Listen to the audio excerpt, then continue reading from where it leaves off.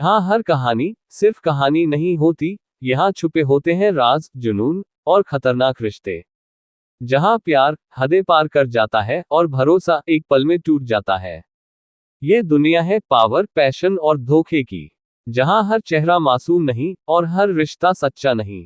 अगर आप तैयार हैं उन कहानियों के लिए जो दिल भी जलाएं और दिमाग भी हिला दें, तो स्वागत है आपका सीएम नॉवल में, जहां हर एपिसोड में मिलेगा थोड़ा इश्क, थोड़ा जुनून और बहुत सारा ट्विस्ट।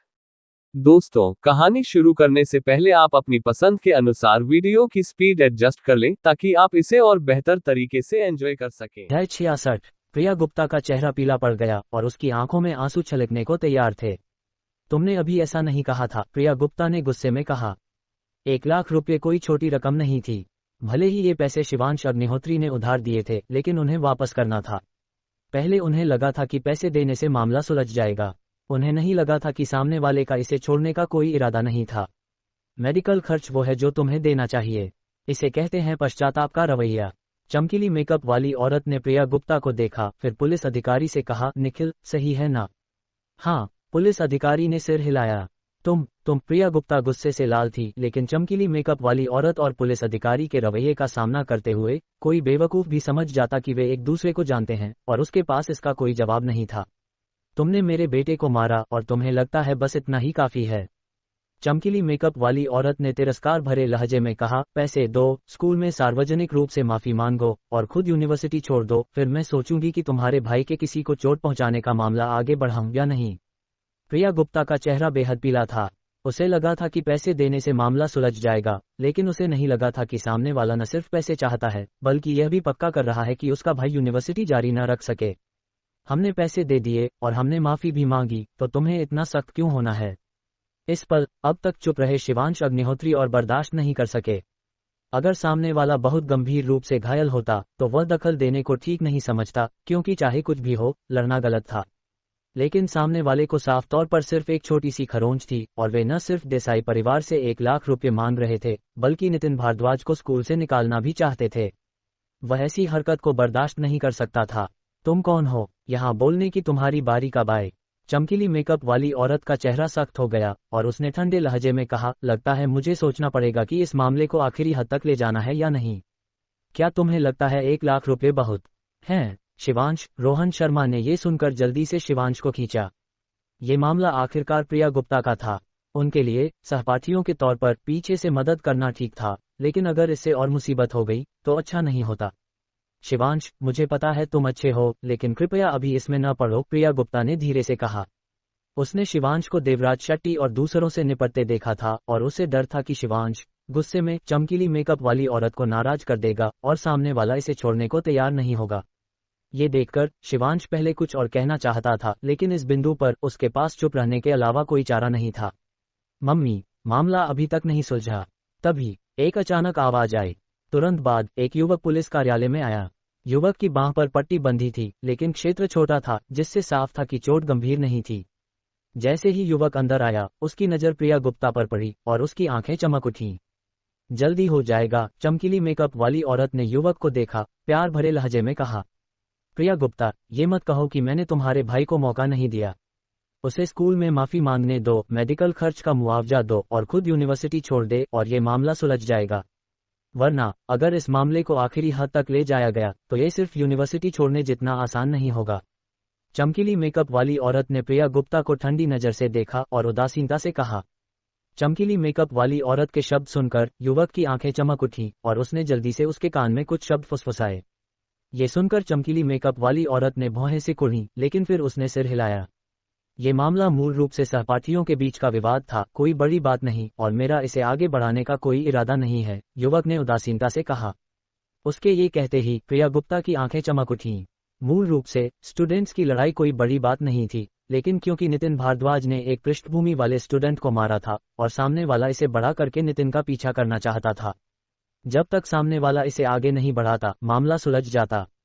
धन्यवाद, धन्यवाद। मैं अपने भाई से माफी मंगवाऊंगी, मेडिकल खर्च का मुआवजा दूंगी और भविष्य में उसे और बेहतर ढंग से अनुशासित करूंगी, प्रिया गुप्ता ने जल्दी से कहा। हालांकि सामने वाले का इसे आगे बढ़ाने का इरादा नहीं था, फिर भी उसने अपनी मुद्रा बहुत नीची रखी।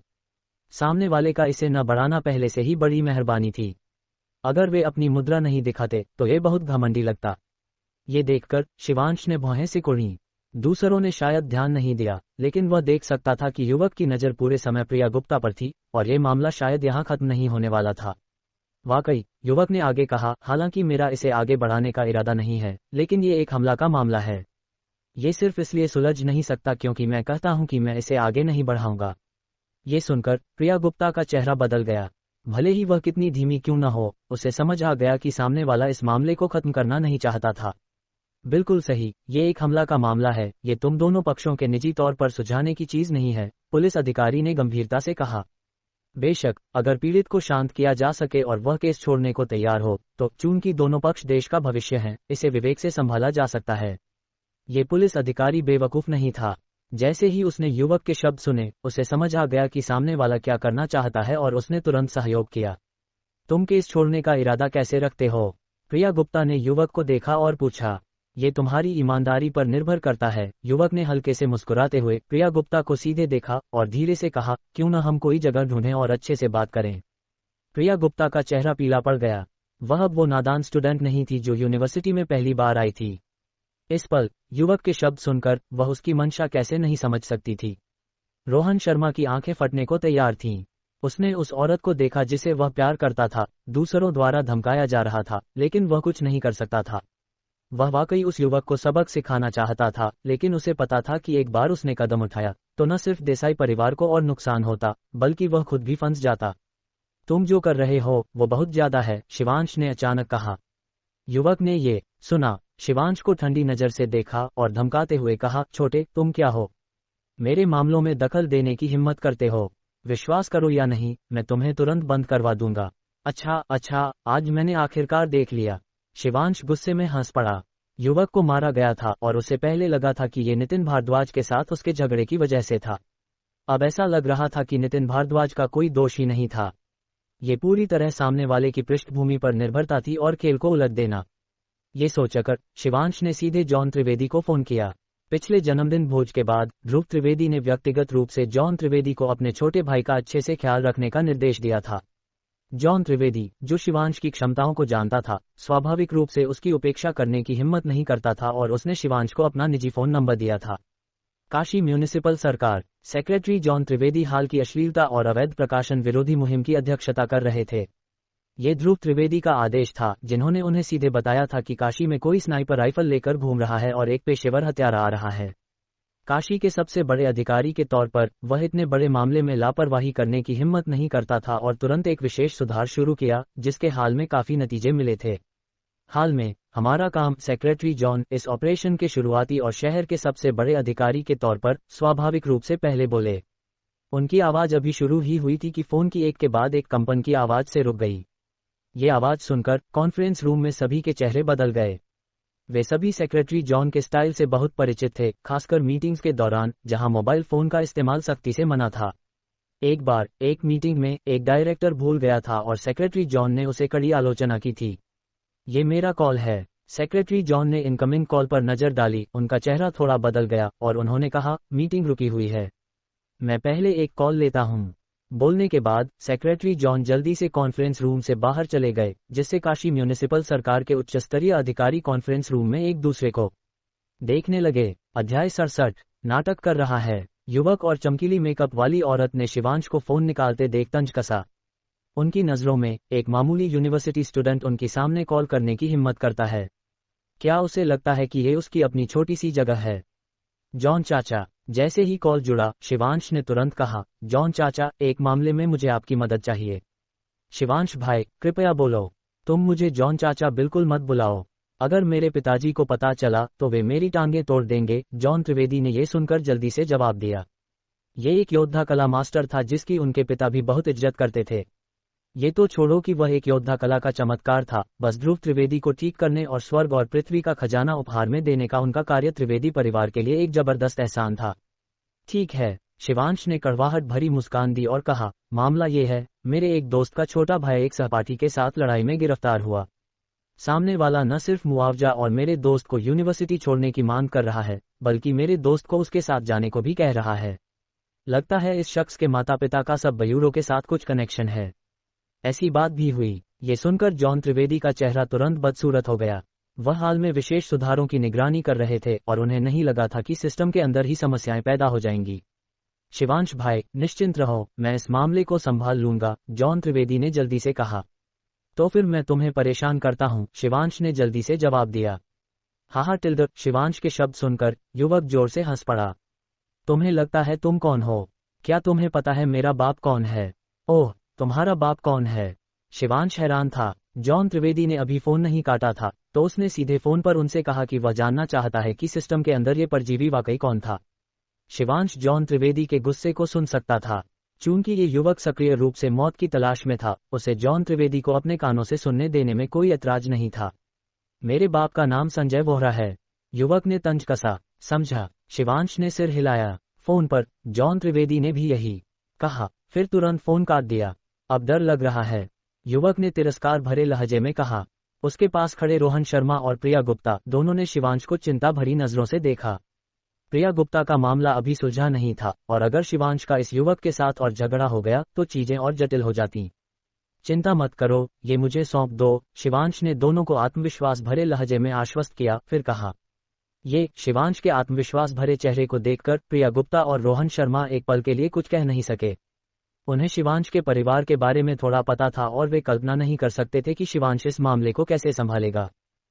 कॉन्फ्रेंस रूम में जॉन त्रिवेदी 2 मिनट से भी कम समय में लौट आए। हालांकि जब वे गए थे उसकी तुलना में लौटने पर जॉन त्रिवेदी का चेहरा भयानक रूप से सख्त था।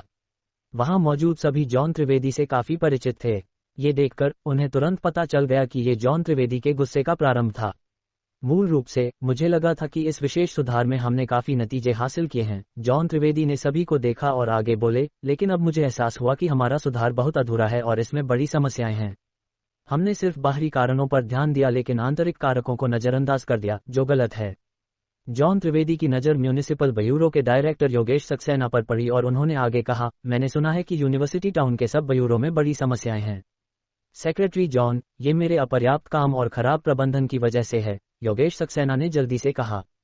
तुम में समस्याएं तो हैं, लेकिन सबसे बड़ी समस्या तुम नहीं हो। आखिरकार तुम म्यूनिसिपल ब्यूरो में हो और सब ब्यूरो में कई चीजें ऐसी हैं जिन्हें तुम पूरी तरह नहीं देख सकते, जॉन त्रिवेदी ने शांति से कहा। ये सुनकर योगेश सक्सेना ने राहत की सांस ली, तुरंत समझ गए कि जॉन त्रिवेदी का निशाना वे नहीं थे, बल्कि यूनिवर्सिटी टाउन के सब ब्यूरो में कुछ हुआ था। क्या संजय वोहरा यूनिवर्सिटी टाउन के सब ब्यूरो से है? जॉन त्रिवेदी ने पूछा। संजय वोहरा यूनिवर्सिटी टाउन के सब ब्यूरो में दूसरी टुकड़ी का टीम लीडर है, योगेश सक्सेना ने जल्दी से जवाब दिया। ये कॉमरेड संजय वोहरा काफी अच्छा है ना? जॉन त्रिवेदी ने आगे कहा, मैंने सुना है कि उसका बेटा एक सहपाठी के साथ विवाद में पड़ गया, फिर उस सहपाठी को गिरफ्तार कर लिया, मुआवजा और यूनिवर्सिटी छोड़ने की मांग की, बर्खास्त करने की धमकी दी और यहां तक कि सहपाठी की बहन को उसके साथ जाने की धमकी दी। क्या हमारे कैडर के परिवार के सदस्य ऐसा व्यवहार करते हैं? इन शब्दों के साथ ही योगेश सक्सेना का चेहरा बहुत बदल गया और उन्होंने जल्दी से कहा, मैंने भी सुना है कि संजय वोहरा के आचरण में कुछ समस्याएं हैं, लेकिन मुझे नहीं लगा था कि उसके परिवार के सदस्य इतने साहसी होंगे। ब्यूरो इसे बिल्कुल बर्दाश्त नहीं करेगा। जॉन त्रिवेदी ने सिर हिलाया और कहा, बिल्कुल सही, हम इन काले भीड़ों को बिल्कुल बर्दाश्त नहीं करेंगे और विशाल जनता को इंसाफ देंगे। जिन कर्मियों का इसमें हाथ है उनके प्रति कोई संकोच मत रखो, जॉन त्रिवेदी ने आगे कहा। इस बार गिरफ्तार लोगों में एक यूनिवर्सिटी स्टूडेंट है जिसका नाम शिवांश अग्निहोत्री है। यूनिवर्सिटी से ग्रेजुएट होने से पहले ही वह एक प्रांतीय स्तर की बड़ी ज्वेलरी कंपनी में शामिल हो गया। ऐसे स्टूडेंट्स हमारे संरक्षण के पात्र हैं। शिवांश अग्निहोत्री। जॉन त्रिवेदी के शब्द सुनकर सभी हैरान रह गए। वे शिवांश अग्निहोत्री के नाम से अपरिचित नहीं थे। कई लोग ध्रुव त्रिवेदी के जन्मदिन भोज में शामिल हुए थे और स्वाभाविक रूप से शिवांश को जानते थे, जो भोज में धूम मचाने वाला और ध्रुव त्रिवेदी का करीबी जूनियर था। इस शिवांश अग्निहोत्री का मेरे साथ कुछ कनेक्शन है और मैं इससे बचूंगा नहीं। सब कुछ प्रक्रियाओं के अनुसार संभाला जाएगा, बिना किसी पक्षपात या गलत काम के, जॉन त्रिवेदी ने योगेश सक्सेना को देखा और कहा। हाँ, योगेश सक्सेना ने जल्दी से जवाब दिया। हालांकि उन्होंने ऐसा कहा, वहां मौजूद कोई भी बेवकूफ नहीं था। भले ही संजय वोहरा में निश्चित रूप से समस्याएं थीं, लेकिन जॉन त्रिवेदी का ऐसी मीटिंग में इस मामले पर जानबूझकर जोर देना उनकी मंशा को बहुत साफ करता था। हमारा विशेष सुधार अभी भी सही जगह पर नहीं है, तो आज की मीटिंग यहीं खत्म होगी, जॉन त्रिवेदी ने आगे कहा। डायरेक्टर योगेश, तुम्हें इस मामले को तुरंत संभालना होगा। जो मूल रूप से विशेष सुधार की उत्सव मीटिंग थी, वह अब अचानक खत्म हो गई। छोटे, तुम इतनी देर फोन पर रहे, फिर भी कोई क्यों नहीं आया? युवक ने शिवांश को देखा और हंसते हुए कहा। उसके पास खड़े रोहन शर्मा और प्रिया गुप्ता के चेहरों पर भी तनाव आ गया। कुछ मिनट इंतजार करने के बाद कुछ नहीं हुआ। ये कोई प्राचीन समय नहीं था जहां एक फोन कॉल से सब कुछ सुलझ जाता।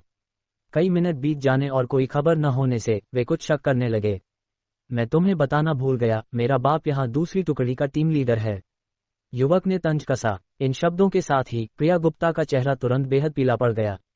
उसे पहले लगा था कि युवक का परिवार बस सब ब्यूरो के नेताओं के साथ कुछ कनेक्शन रखता है, लेकिन उसे नहीं लगा था कि वह खुद सब ब्यूरो से है। ये सब ब्यूरो तो बस उनका घर था। कोई आश्चर्य नहीं कि पुलिस सब ब्यूरो से भेजी गई थी और सब ब्यूरो पहुंचने के बाद भी वहां के सभी पुलिस अधिकारी सामने वाले के पक्ष में थे। चिंता मत करो, सब ठीक है, शिवांश ने उसकी प्रतिक्रिया देखकर जल्दी से कहा। छोटी प्रिया, क्या ब्यूरो ने आज एक यूनिवर्सिटी स्टूडेंट को गिरफ्तार किया? सब ब्यूरो चीफ के कार्यालय में एक मध्यम आयु का आदमी फोन काट कर बाहर भागा, ड्यूटी पर मौजूद महिला पुलिस अधिकारी से पूछा। हाँ, छोटी प्रिया हैरान थी, फिर उसने सिर हिलाया। उसे छोड़ दो, मध्यम आयु के आदमी ने कहा। लेकिन वो कैप्टन संजय, छोटी प्रिया ने हिचकते हुए कहा। कैप्टन संजय, मध्यम आयु के आदमी ने तंज कसा। संजय वोहरा ने गलत शख्स से पंगा लिया, वो खत्म हो गया। वैसे बाकी लोग कहाँ हैं? संजय वोहरा खत्म हो गया। छोटी प्रिया हैरान थी और जल्दी से बोली, पुलिस कार्यालय में। ये सुनकर मध्यम आयु का आदमी जल्दी से पुलिस कार्यालय की ओर भागा। अध्याय 68। पुलिस स्टेशन के अंदर युवक और चमकीली मेकअप वाली औरत गर्व भरी नजरों से शिवांश और बाकी दोनों को देख रहे थे। क्या एक और कॉल करना चाहते हो? चमकीली मेकअप वाली औरत ने शिवांश को ठंडी नजर से देखा, उसका मजाक उड़ाते हुए। मैं तुम्हें बता दूं, तुम आज जितने कॉल कर लो, अगर तुम मेरी बात नहीं मानते तो यहाँ से निकलने की सोच भी मत। युवक ने ठंडे लहजे में मुस्कुराते हुए शिवांश और बाकी दोनों पर नजर डाली, आखिर में प्रिया गुप्ता पर रुकते हुए। अच्छा, मैं देखना चाहता हूं कि इतना साहसी कौन है। तभी एक अनचाही आवाज गूंजी। कौन कमबख्त बोल रहा है? क्या तुम्हें पता है मेरा बाप कौन है? युवक बार बार नजरअंदाज किए जाने से अब कुछ गुस्से में था। डायरेक्टर, पुलिस अधिकारी ने नए आए व्यक्ति को देखा, उसका चेहरा अचानक बदल गया। आने वाला कोई और नहीं बल्कि उनके सब ब्यूरो का डायरेक्टर था। डायरेक्टर राजेश। चमकीली मेकअप वाली औरत का चेहरा नए आए व्यक्ति को देखकर बदल गया। वह जल्दी से खड़ी हुई और मुस्कुराते हुए बोली, डायरेक्टर राजेश, मुझे माफ करना, बच्चा नादान है। कबीर, जल्दी से डायरेक्टर राजेश से माफी मांगो। डायरेक्टर राजेश, मुझे माफ करना। युवक बेवकूफ नहीं था। डायरेक्टर राजेश उसके बाप का बॉस था। अगर उसने उसे नाराज किया तो उसका बाप उसे नहीं बचा सकता था। माफी की जरूरत नहीं। डायरेक्टर राजेश ने सिर हिलाया, उसकी नजर वहां मौजूद सभी पर घूमी, फिर शिवांश और बाकियों के चेहरों पर रुकी। उसने जल्दी से शिवांश की पहचान तय कर ली।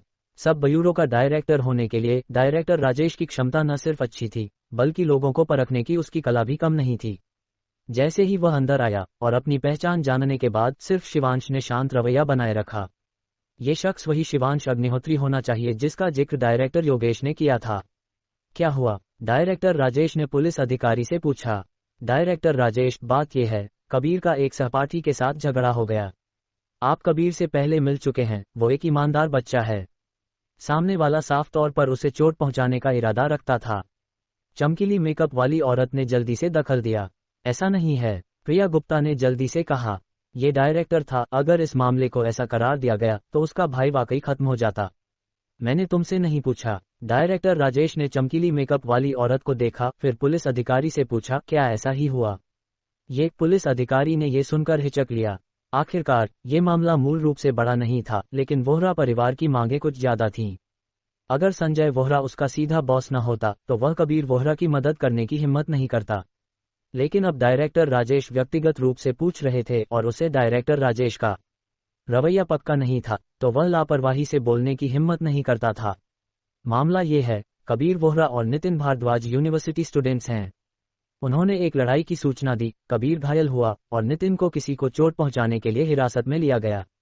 हालांकि देसाई परिवार कबीर के साथ सुलह करना चाहता है और दोनों पक्ष अभी सुलह की शर्तों पर बात कर रहे हैं। पुलिस अधिकारी ने समझाया। डायरेक्टर राजेश का रवैया निश्चित न होने की वजह से और चूंकि शिवांश ने पहले कॉल किया था, उसने इस मामले में ज्यादा शामिल न होने और कबीर वोहरा का ज्यादा पक्ष न लेने का फैसला किया। वरना अगर डायरेक्टर राजेश ने शिवांश का पक्ष लिया तो वह मुसीबत में पड़ जाता। संजय वोहरा आखिरकार एक स्क्वाड्रन लीडर था, तो वह शायद ठीक रहता, लेकिन उसके लिए, एक छोटे पुलिस अधिकारी के लिए, ये मुश्किल होता। डायरेक्टर राजेश, ये साफ था कि नितिन भारद्वाज ने जानबूझकर किसी को चोट पहुंचाई। देखो, हमारे कबीर को मारा गया और घायल कर दिया गया। चमकीली मेकअप वाली औरत ने ये सुनकर भौहें सिकुड़ी, धीमे स्वर में बोली। डायरेक्टर राजेश ने ये सुनकर मन ही मन तंज कसा। इस कबीर वोहरा को बस एक हल्की सी खरोंच थी, क्या इसे चोट माना जाता था? तो नितिन भारद्वाज ने जानबूझकर किसी को चोट पहुंचाई। डायरेक्टर राजेश ने उदासीनता से कहा, नहीं, ऐसा नहीं है। प्रिया गुप्ता ने पहले सोचा था कि डायरेक्टर के आने से कुछ उम्मीद होगी, लेकिन उन्हें ऐसा बोलते देख उसका चेहरा और पीला पड़ गया। डायरेक्टर राजेश सही हैं, बिल्कुल ऐसा ही है। उस नितिन भारद्वाज ने साफ तौर पर उसे चोट पहुंचाने का इरादा रखा था। कबीर वोहरा ने जल्दी से कहा। ये डायरेक्टर राजेश उनके पक्ष में लग रहे थे, जो हैरानी की बात नहीं थी। उसका बाप एक स्क्वाड्रन लीडर था और डायरेक्टर को जानता था, तो उनके कुछ कनेक्शन थे। वाकई। डायरेक्टर राजेश ने हल्के से मुस्कुराया, लेकिन अगले ही पल उनका चेहरा अचानक सख्त हो गया। मेरे सामने तथ्यों को तोड़ मरोड़ने की हिम्मत कैसे हुई? ये साफ तौर पर सामान्य यूनिवर्सिटी स्टूडेंट्स के बीच का विवाद है। तुम, कबीर वोहरा, बस अपने बाप के स्क्वाड्रन लीडर होने पर भरोसा करके नितिन भारद्वाज के लिए जानबूझकर मुश्किल खड़ी कर रहे हो ना? इन शब्दों के साथ सभी हैरान रह गए। सभी ने सोचा था कि डायरेक्टर राजेश कबीर वोहरा के पक्ष में हैं, लेकिन अब ऐसा लग रहा था कि डायरेक्टर राजेश साफ तौर पर प्रिया गुप्ता के पक्ष में थे। डायरेक्टर राजेश, क्या तुम गलत नहीं हो? ये नितिन भारद्वाज था जिसने जानबूझकर हमारे कबीर को चोट पहुंचाई। चमकीली मेकअप वाली औरत ने भौहें सिकुड़ी, गहरे स्वर में बोली। गलत। डायरेक्टर राजेश ने ठंडे लहजे में तंज कसा और आगे बोले, इस मामले की पूरी जांच बहुत पहले हो चुकी थी। ये बस एक स्टूडेंट विवाद था जिसमें सिर्फ आलोचना और शिक्षा की जरूरत थी। लेकिन तुम, डायरेक्टर, ब्यूरो में कैडर होने पर भरोसा करके वास्तव में किसी को गिरफ्तार किया और हिरासत कक्ष में डाल दिया, और यहां तक कि 1 लाख रुपये मेडिकल खर्च की मांग की, ना? ये सुनकर चमकीली मेकअप वाली औरत और कबीर वोहरा दोनों हैरान रह गए। उन्हें कभी नहीं लगा था कि डायरेक्टर राजेश को सारी जानकारी होगी। ये स्टूडेंट शिवांश अग्निहोत्री होना चाहिए, सही है ना? डायरेक्टर राजेश ने शिवांश को देखा और बोला। डायरेक्टर राजेश। शिवांश ने सिर हिलाया। जैसे ही डायरेक्टर राजेश अंदर आए, उसने पहले ही देख लिया था कि डायरेक्टर राजेश कबीर वोहरा के पक्ष में नहीं थे। सेक्रेटरी जॉन ने निर्देश दिया है कि हम इस मामले को बिल्कुल बर्दाश्त नहीं करेंगे और विशाल जनता को जवाब देंगे। डायरेक्टर राजेश ने गंभीरता से कहा। Secretary John. डायरेक्टर राजेश जिसे सेक्रेटरी जॉन कह रहे थे, वो शायद सिर्फ Kashi municipal party committee secretary John Trivedi हो सकते थे।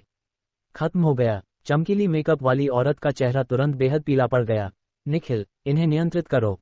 सेक्रेटरी जॉन और डायरेक्टर योगेश बाद में व्यक्तिगत रूप से आएंगे। हमें इस मामले की पूरी जांच करनी होगी। डायरेक्टर राजेश ने पुलिस अधिकारी से कहा। हाँ, पुलिस अधिकारी ने जल्दी से जवाब दिया, साथ ही उसे राहत महसूस हुई। सौभाग्य से उसने आखिर में कबीर वोहरा का पक्ष नहीं लिया। भले ही बाद में कोई परिणाम हो, वे ज्यादा गंभीर नहीं होंगे। इसके अलावा डायरेक्टर राजेश ने पहले ही उसे कार्रवाई करने को कहा था, जिससे साफ था कि डायरेक्टर राजेश का उसे जवाबदेह ठहराने का इरादा नहीं था। शिवांश भाई, ये हमारा अपर्याप्त काम है जिसने तुम्हें बहुत परेशानी दी। डायरेक्टर राजेश ने शिवांश और बाकी दोनों को माफी भरे चेहरे के साथ देखा। कोई बात नहीं, आखिरकार चाहे कोई भी उद्योग हो, कुछ कीड़े तो होते ही हैं। शिवांश ने जल्दी से कहा। डायरेक्टर राजेश ने सिर हिलाया और आगे बोले, प्रिया गुप्ता, तुम्हारे भाई नितिन भारद्वाज को मैंने पहले ही किसी को यहाँ लाने को कहा है। वह बाद में बयान देने के बाद जा सकता है। धन्यवाद डायरेक्टर राजेश। धन्यवाद डायरेक्टर राजेश। प्रिया गुप्ता ने जल्दी से कहा। उसे पहले लगा था कि इस बार वह बच नहीं पाएगी, लेकिन उसे नहीं लगा था कि डायरेक्टर राजेश उनके पक्ष में होंगे। मूल रूप से जटिल मुद्दा इतनी आसानी से सुलझ गया। जल्द ही समूह ने नितिन भारद्वाज को देखा। नितिन की चोटें साफ तौर पर कबीर वोहरा की तुलना में कहीं ज्यादा गंभीर थीं, और वह काफी डरा हुआ भी लग रहा था। आखिरकार गिरफ्तार होकर हिरासत केंद्र में डाल दिया जाना, फिर धमकाया और मारा जाना, और संभावित रूप से उसका स्टूडेंट स्टेटस रद्द होना, एक ऐसे बच्चे के लिए जो अभी यूनिवर्सिटी शुरू की थी, डरना अजीब नहीं होता। शिवांश भाई, निश्चिंत रहो, हम इस मामले की पूरी जांच करेंगे। चाहे इसमें कोई भी शामिल हो, हम इसे बर्दाश्त नहीं करेंगे। डायरेक्टर राजेश ने जल्दी से कहा। उसे पहले लगा था कि वोहरा परिवार की धमकाने की एक हद थी। अब ऐसा लग रहा था कि नितिन भारद्वाज को गिरफ्तार होने के बाद साफ तौर पर मारा गया था, जो सब ब्यूरो के अंदर का मुद्दा था। डायरेक्टर राजेश, तुम बस आगे बढ़ो। हमारा म्यूनिसिपल ब्यूरो और म्यूनिसिपल कमेटी तुम्हारा पूरी तरह समर्थन करेंगे। तभी जॉन त्रिवेदी और एक मध्यम आयु का आदमी अंदर आए। हालांकि इस पल दोनों के चेहरों पर बहुत सख्त भाव थे। उनकी नजरों से उन्होंने स्वाभाविक रूप से नितिन की चोटें देख ली थीं, जिनमें से कई पुलिस की डंडों से हुई थीं। अध्याय 69। जॉन त्रिवेदी और म्यूनिसिपल ब्यूरो के रुख के साथ डायरेक्टर राजेश को स्वाभाविक रूप से आत्मविश्वास महसूस हुआ और उन्होंने जल्दी से लोगों को भेजकर संजय बोहरा को नियंत्रित किया। संजय बोहरा की पृष्ठभूमि पहले से ही साफ नहीं थी, पूरी जांच से वह निश्चित रूप से उजागर हो जाता। रही बात चमकीली मेकअप वाली औरत और कबीर बोहरा की, संजय बोहरा के कनेक्शनों का फायदा उठाकर उन्होंने शायद कई गलत काम किए थे। एक संक्षिप्त बयान के बाद नितिन भारद्वाज शिवांश और अपने समूह के साथ चला गया। शिवांश भाई, मुझे वाकई माफ करना। मुझे नहीं लगा था कि सिस्टम के अंदर ऐसा कीड़ा होगा। अगर मेरे पिताजी को पता चला तो वे मुझे जरूर अच्छा सबक सिखाते। पिछला मामला अभी सुलझा भी नहीं था और अब ये हो गया। मैं एक अच्छा सेक्रेटरी नहीं रहा, जॉन त्रिवेदी ने शिवांश को विदा करते हुए कड़वाहट भरी मुस्कान के साथ कहा। इसे सचमुच देखने के बाद ही जॉन त्रिवेदी को एहसास हुआ कि काशी उतना अच्छा नहीं था जितना उन्होंने सोचा था। ये उनकी सबसे बुरी भविष्यवाणियों से भी बदतर था। लगता था अब इस मौके का इस्तेमाल करके सुधार करने का समय था। सेक्रेटरी जॉन को चिंता करने की जरूरत नहीं। 10 उंगलियां भी अलग अलग लंबाई की होती हैं, फिर कैडर सिस्टम की तो बात ही छोड़ो, शिवांश ने कहा। जॉन त्रिवेदी ने हल्के से सिर हिलाया, फिर मुस्कुराए। हाँ, वैसे मेरे पिताजी हाल में तुम्हारे बारे में बड़बड़ा रहे हैं। अगर तुम्हारे पास समय हो तो उनसे मिलने जाओ। हम बच्चे आमतौर पर व्यस्त रहते हैं और उनके साथ समय बिताने का वक्त नहीं होता। शिवांश ने सिर हिलाया, मुस्कुराते हुए। चिंता मत करो, तुम न कहते तो भी मैं जाता। लेकिन मैं हाल में थोड़ा व्यस्त हूँ, शायद कुछ दिन बाद। जॉन त्रिवेदी ने सिर हिलाया। शिवांश को सब ब्यूरो से विदा करके डायरेक्टर योगेश के साथ चले गए। ये शिवांश अग्निहोत्री कौन है जिसे सेक्रेटरी जॉन व्यक्तिगत रूप से विदा कर रहे हैं? डायरेक्टर राजेश, जिन्होंने ये सब देखा, शिवांश की पहचान को लेकर बहुत उत्सुक थे, लेकिन उनका पूछने का कोई इरादा नहीं था। शिवांश के लिए, जिसे सेक्रेटरी जॉन व्यक्तिगत रूप से विदा कर रहे थे, वह ऐसा शख्स नहीं था जिससे सक्रिय रूप से दोस्ती की जाए। उसे बस इतना जानने की जरूरत थी कि शिवांश ऐसा शख्स नहीं था जिसे वह नाराज कर सकता था। बस संजय बोहरा को देखो, शिवांश को नाराज करने का मतलब था कि वह पूरी तरह खत्म हो गया, शायद अपनी बाकी जिंदगी जेल में बिताएगा। शिवांश, तुम सेक्रेटरी जॉन को कैसे जानते हो? गाड़ी में रोहन शर्मा ने शिवांश को अविश्वास से देखा। अगर आज शिवांश न होता तो प्रिया गुप्ता को शायद कबीर बोहरा के साथ जाना पड़ता और वह निस्सहाय रहता। दरअसल मैं सेक्रेटरी जॉन से इतना परिचित नहीं हूँ। मैं उनके पिताजी को जानता हूँ, शिवांश ने कहा। तो ऐसा था? रोहन शर्मा हैरान था। उसे पहले लगा था कि शिवांश ज्यादा से ज्यादा किसी छोटे पुलिस अधिकारी को जानता होगा, कुछ तार खींचकर एक बड़े मामले को छोटा कर देता। उसे नहीं लगा था कि शिवांश के दखल की वजह से संजय बोहरा सीधे खत्म हो जाएगा। बहरहाल, आज सब तुम्हारी वजह से हुआ। अगर तुम न होते तो मेरा भाई शायद आज बाहर नहीं निकल पाता, प्रिया गुप्ता ने पास से आभार व्यक्त करते हुए कहा। शिवांश ने पहले उसे 1 लाख रुपए उधार दिए और फिर सेक्रेटरी जॉन से दखल देने को कहा, जिससे नितिन का मुद्दा पूरी तरह सुलझ गया। ये एहसान बड़ा था। ऐसी बातें क्यों कह रही हो? हम सहपाठी हैं और रोहन और मैं अच्छे भाई हैं, शिवांश ने जल्दी से कहा। इसका मुझसे क्या लेना देना? मैंने तो बस एक काम किया, रोहन शर्मा ने जल्दी से सिर हिलाया। प्रिया गुप्ता बेवकूफ नहीं थी और स्वाभाविक रूप से रोहन शर्मा की भावनाओं को समझती थी, लेकिन चूंकि रोहन शर्मा ने खुद को जाहिर नहीं किया तो उसके लिए एक लड़की के तौर पर कुछ कहना और भी मुश्किल था। और तुम भविष्य में सहपाठियों से झगड़ा मत करना। हर बार तुम इतने भाग्यशाली नहीं होगे। प्रिया गुप्ता ने नितिन भारद्वाज को दर्द भरी नजरों से देखा, फिर आगे बोली। दीदी, चिंता मत करो। इस बार के बाद मैं फिर कभी दखल नहीं दूंगा, नितिन ने जल्दी से कहा। इस बार न सिर्फ उसे मारा गया बल्कि उसे हिरासत कक्ष में भी ले जाया गया। नितिन भी बहुत डर गया था। इस घटना के बाद ऐसा माना जाता है कि नितिन जो कुछ भी करेगा वह शायद पहले 2 बार सोचेगा। तुम्हें ज्यादा चिंता करने की जरूरत नहीं, बस इतना काफी है कि तुमने खुद कुछ बुरा नहीं किया, शिवांश ने मुस्कुराते हुए कहा। नितिन गंभीर रूप से घायल था तो शिवांश उसे काशी प्रौद्योगिकी संस्थान के पास के अस्पताल ले गया। प्रिया गुप्ता नितिन की देखभाल के लिए रुकी और तभी शिवांश और रोहन शर्मा गाड़ी लेकर चले गए। शिवांश, क्या मैं बहुत नाकारा हूँ?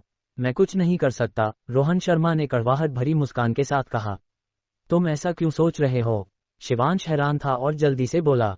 ऐसा नहीं है, रोहन शर्मा ने दुखी मुस्कान दी और आगे बोला। प्रिया गुप्ता को पैसे की जरूरत थी, मेरे पास कुछ नहीं था। उसे कबीर बोहरा ने धमकाया और मैं फिर भी निस्सहाय था।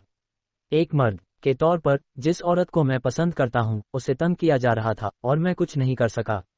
शिवांश चुप हो गया। उसे नहीं लगा था कि आज की घटनाओं ने रोहन शर्मा को इतना बड़ा झटका दिया होगा। हमेशा आशावादी रहने वाला रोहन शर्मा अब ऐसा चेहरा दिखा रहा था। रोहन, ऐसा मत सोच। तुम अभी जवान हो, तुम्हारे पास ढेर सारे मौके और समय है मेहनत करने के लिए, शिवांश ने जल्दी से कहा। वह नहीं चाहता था कि उसका भाई इस मामले से हतोत्साहित हो जाए। मेहनत, मौके, रोहन शर्मा ने कड़वाहट भरी हंसी दी। मेरी पढ़ाई अच्छी नहीं है और मेरा परिवार साधारण है। मुझे वाकई नहीं पता कि मैं भविष्य में क्या कर सकता हूँ। ये सुनकर शिवांश कुछ कहने को तैयार नहीं था। वास्तव में अगर उसे अचानक हरिशंकर महाराज की विरासत न मिली होती तो उसका परिणाम शायद रोहन शर्मा से ज्यादा बेहतर नहीं होता। अगर काम की बात है तो शायद मैं मदद कर सकता हूँ। शिवांश ने रोहन शर्मा को देखा और आगे बोला, हमारी कंपनी में भर्ती हो रही है, तुम शायद कोशिश कर सकते हो।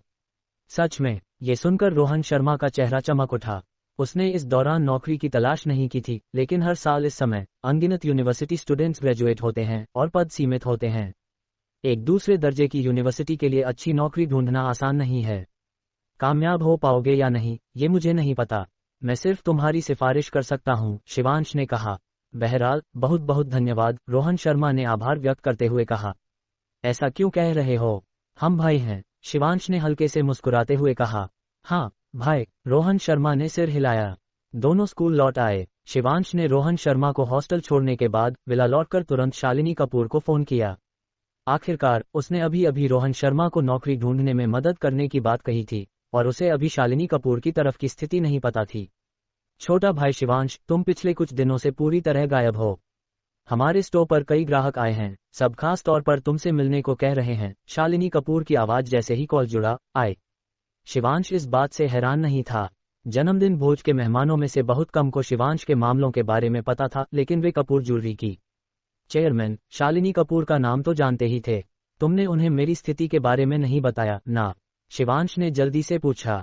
बिल्कुल नहीं, चिंता मत करो, शालिनी कपूर ने मुस्कुराते हुए कहा। दरअसल इस बार मैंने तुम्हें इसलिए फोन किया क्योंकि मेरे पास एक मदद मांगने की बात है, शिवांश ने कहा। क्या है? बात यह है, मेरा एक दोस्त नौकरी ढूंढ रहा है, तो मैं पूछना चाहता था कि क्या हमारी कंपनी अभी भी भर्ती कर रही है? शिवांश ने सीधे कहा, बिल्कुल कर रही है। तुम्हें समूह की हाल की स्थिति पता है, हाल में कई लोग चले गए हैं, शालिनी कपूर ने आगे कहा। चूंकि वो तुम्हारा दोस्त है, जब वह आएगा मैं उसे सुपरवाइजर का पद दूंगी। नहीं नहीं, उसे कुछ नहीं आता। उसके लिए नीचे से शुरू करना बेहतर होगा, शिवांश ने जल्दी से कहा। ऐसा नहीं था कि शिवांश नहीं चाहता था कि उसका भाई अच्छा करे, लेकिन रोहन शर्मा को कुछ नहीं आता था। अगर वह तुरंत ऊंचा पद ले लेता तो इससे निश्चित रूप से असंतोष पैदा होता। इसके अलावा शिवांश भी चाहता था कि रोहन शर्मा और सीखे जो भविष्य में उसकी मदद करेगा। ठीक है, फिर उसे कल हमारे हेडक्वार्टर पर आने को कह दो, शालिनी कपूर ने मुस्कुराते हुए कहा। अध्याय 70। शिवांश ने शालिनी कपूर के साथ फोन काटा और तुरंत रोहन शर्मा को फोन किया, उसे बताया कि कल इंटरव्यू के लिए जाना है। वास्तव में शालिनी कपूर की सहमति के साथ इंटरव्यू बस एक औपचारिकता थी, लेकिन शिवांश ने रोहन शर्मा को यह नहीं बताया। वह चाहता था कि उसका भाई सामान्य प्रक्रिया से गुजरे। कॉल खत्म करने के बाद शिवांश ने अकेले कल्टीवेशन शुरू किया। इस बीच जब शिवांश कल्टीवेशन कर रहा था, काशी के उपनगर में एक एकांत निवास में। भारत में आपका स्वागत है सज्जनों, एक आदमी ने अपने सामने खड़े दो लोगों को देखकर मुस्कुराते हुए कहा। भारत? मैं कई सालों में यहाँ नहीं आया। मुझे वाकई भारत का स्वादिष्ट खाना याद आता है, एक लंबा आदमी ने थोड़े कठिन हिंदी में कहा। भारतीय खाना वाकई लाजवाब है और इसका स्वाद लेने लायक है, उसके पास खड़ा छोटा आदमी हंसते हुए बोला। सज्जनों, मुझे विश्वास है कि आप इस बार के हमारे निशाने से पहले से ही अच्छे से वाकिफ हैं। इस बार हम एक गुप्त शक्ति चरम वाले व्यक्ति से निपट रहे हैं, आदमी ने दोनों को गंभीर चेहरे के साथ देखते हुए कहा। गुप्त शक्ति चरम? छोटे आदमी की आंखों में एक तेज चमक उभरी, लेकिन जल्दी ही गायब हो गई। उसने बोलने वाले आदमी को देखा और कहा, घोस्ट गन, मुझे नहीं लगा था कि तुम कभी चिंतित होगे। टिल्ड। घोस्ट गन ने यह सुनकर हल्के से हंसते हुए कहा, करण ओबरॉय, अगर तुम में हिम्मत है तो तुम अकेले कोशिश करके देख सकते हो कि क्या तुम कामयाब हो सकते हो। शायद इस बार का कमीशन सारा तुम्हारा हो। ये सुनकर छोटे आदमी का चेहरा सख्त हो गया। गुप्त शक्ति चरम पर एक योद्धा से निपटना इतना आसान नहीं था। हालांकि उसकी ताकत कमजोर नहीं थी, सामने वाले को मारना आसान नहीं था और वह शायद अपनी जान भी गंवा देता। सज्जनों, क्यों बहस कर रहे हो? संगठन ने फैसला किया है कि हम तीनों कार्रवाई करेंगे। भले ही वह गुप्त शक्ति चरम पर हो, वह निश्चित रूप से मरेगा, लंबा आदमी उदासीनता से बोला। जय सही है, घोस्ट गन ने मुस्कुराते हुए कहा और कुछ नहीं बोला। करण ओबरॉय नजदीकी युद्ध में कुशल है, घोस्ट गन लंबी दूरी की स्नाइपिंग में माहिर है और मैं समग्र युद्ध में निपुण हूं। हम तीनों के एक साथ काम करने से यहाँ तक कि परिवर्तन स्तर के योद्धाओं को भी सावधान रहना पड़ता है। जेस ने दोनों को देखा और आगे बोला, निशाना हाल में क्या कर रहा है? निशाना हाल में स्कूल में रहा है। वहाँ बहुत सारे लोग हैं जिससे हमारे लिए कार्रवाई करना मुश्किल है। एक बार हमने कदम उठाया तो शायद हम भाग ना पाएं, घोस्ट गन ने कुछ लाचारी के साथ कहा।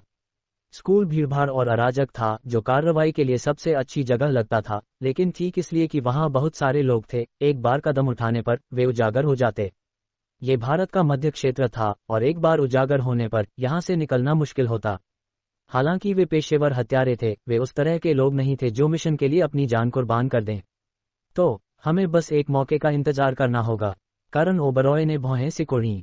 क्या ये और बेहतर नहीं है? हम कुछ भारतीय खाने का आनंद ले सकते हैं, जेस ने हंसते हुए कहा। मैं तुम्हें सलाह दूंगा कि जल्दबाजी में कोई कदम मत उठाना। काशी में हाल में एक विशेष सुधार चल रहा है। मैं नहीं चाहता कि हम कार्रवाई करने से पहले ही उजागर हो जाएं, घोस्ट गन ने ठंडे लहजे में कहा। चिंता मत करो, हम इतनी आसानी से उजागर नहीं होंगे। हम सबके पास भारत में प्रवेश करने के लिए वैध पहचान है। तुम्हें अपने बारे में चिंता करनी चाहिए, करण ओबरॉय ने मुंह बनाया।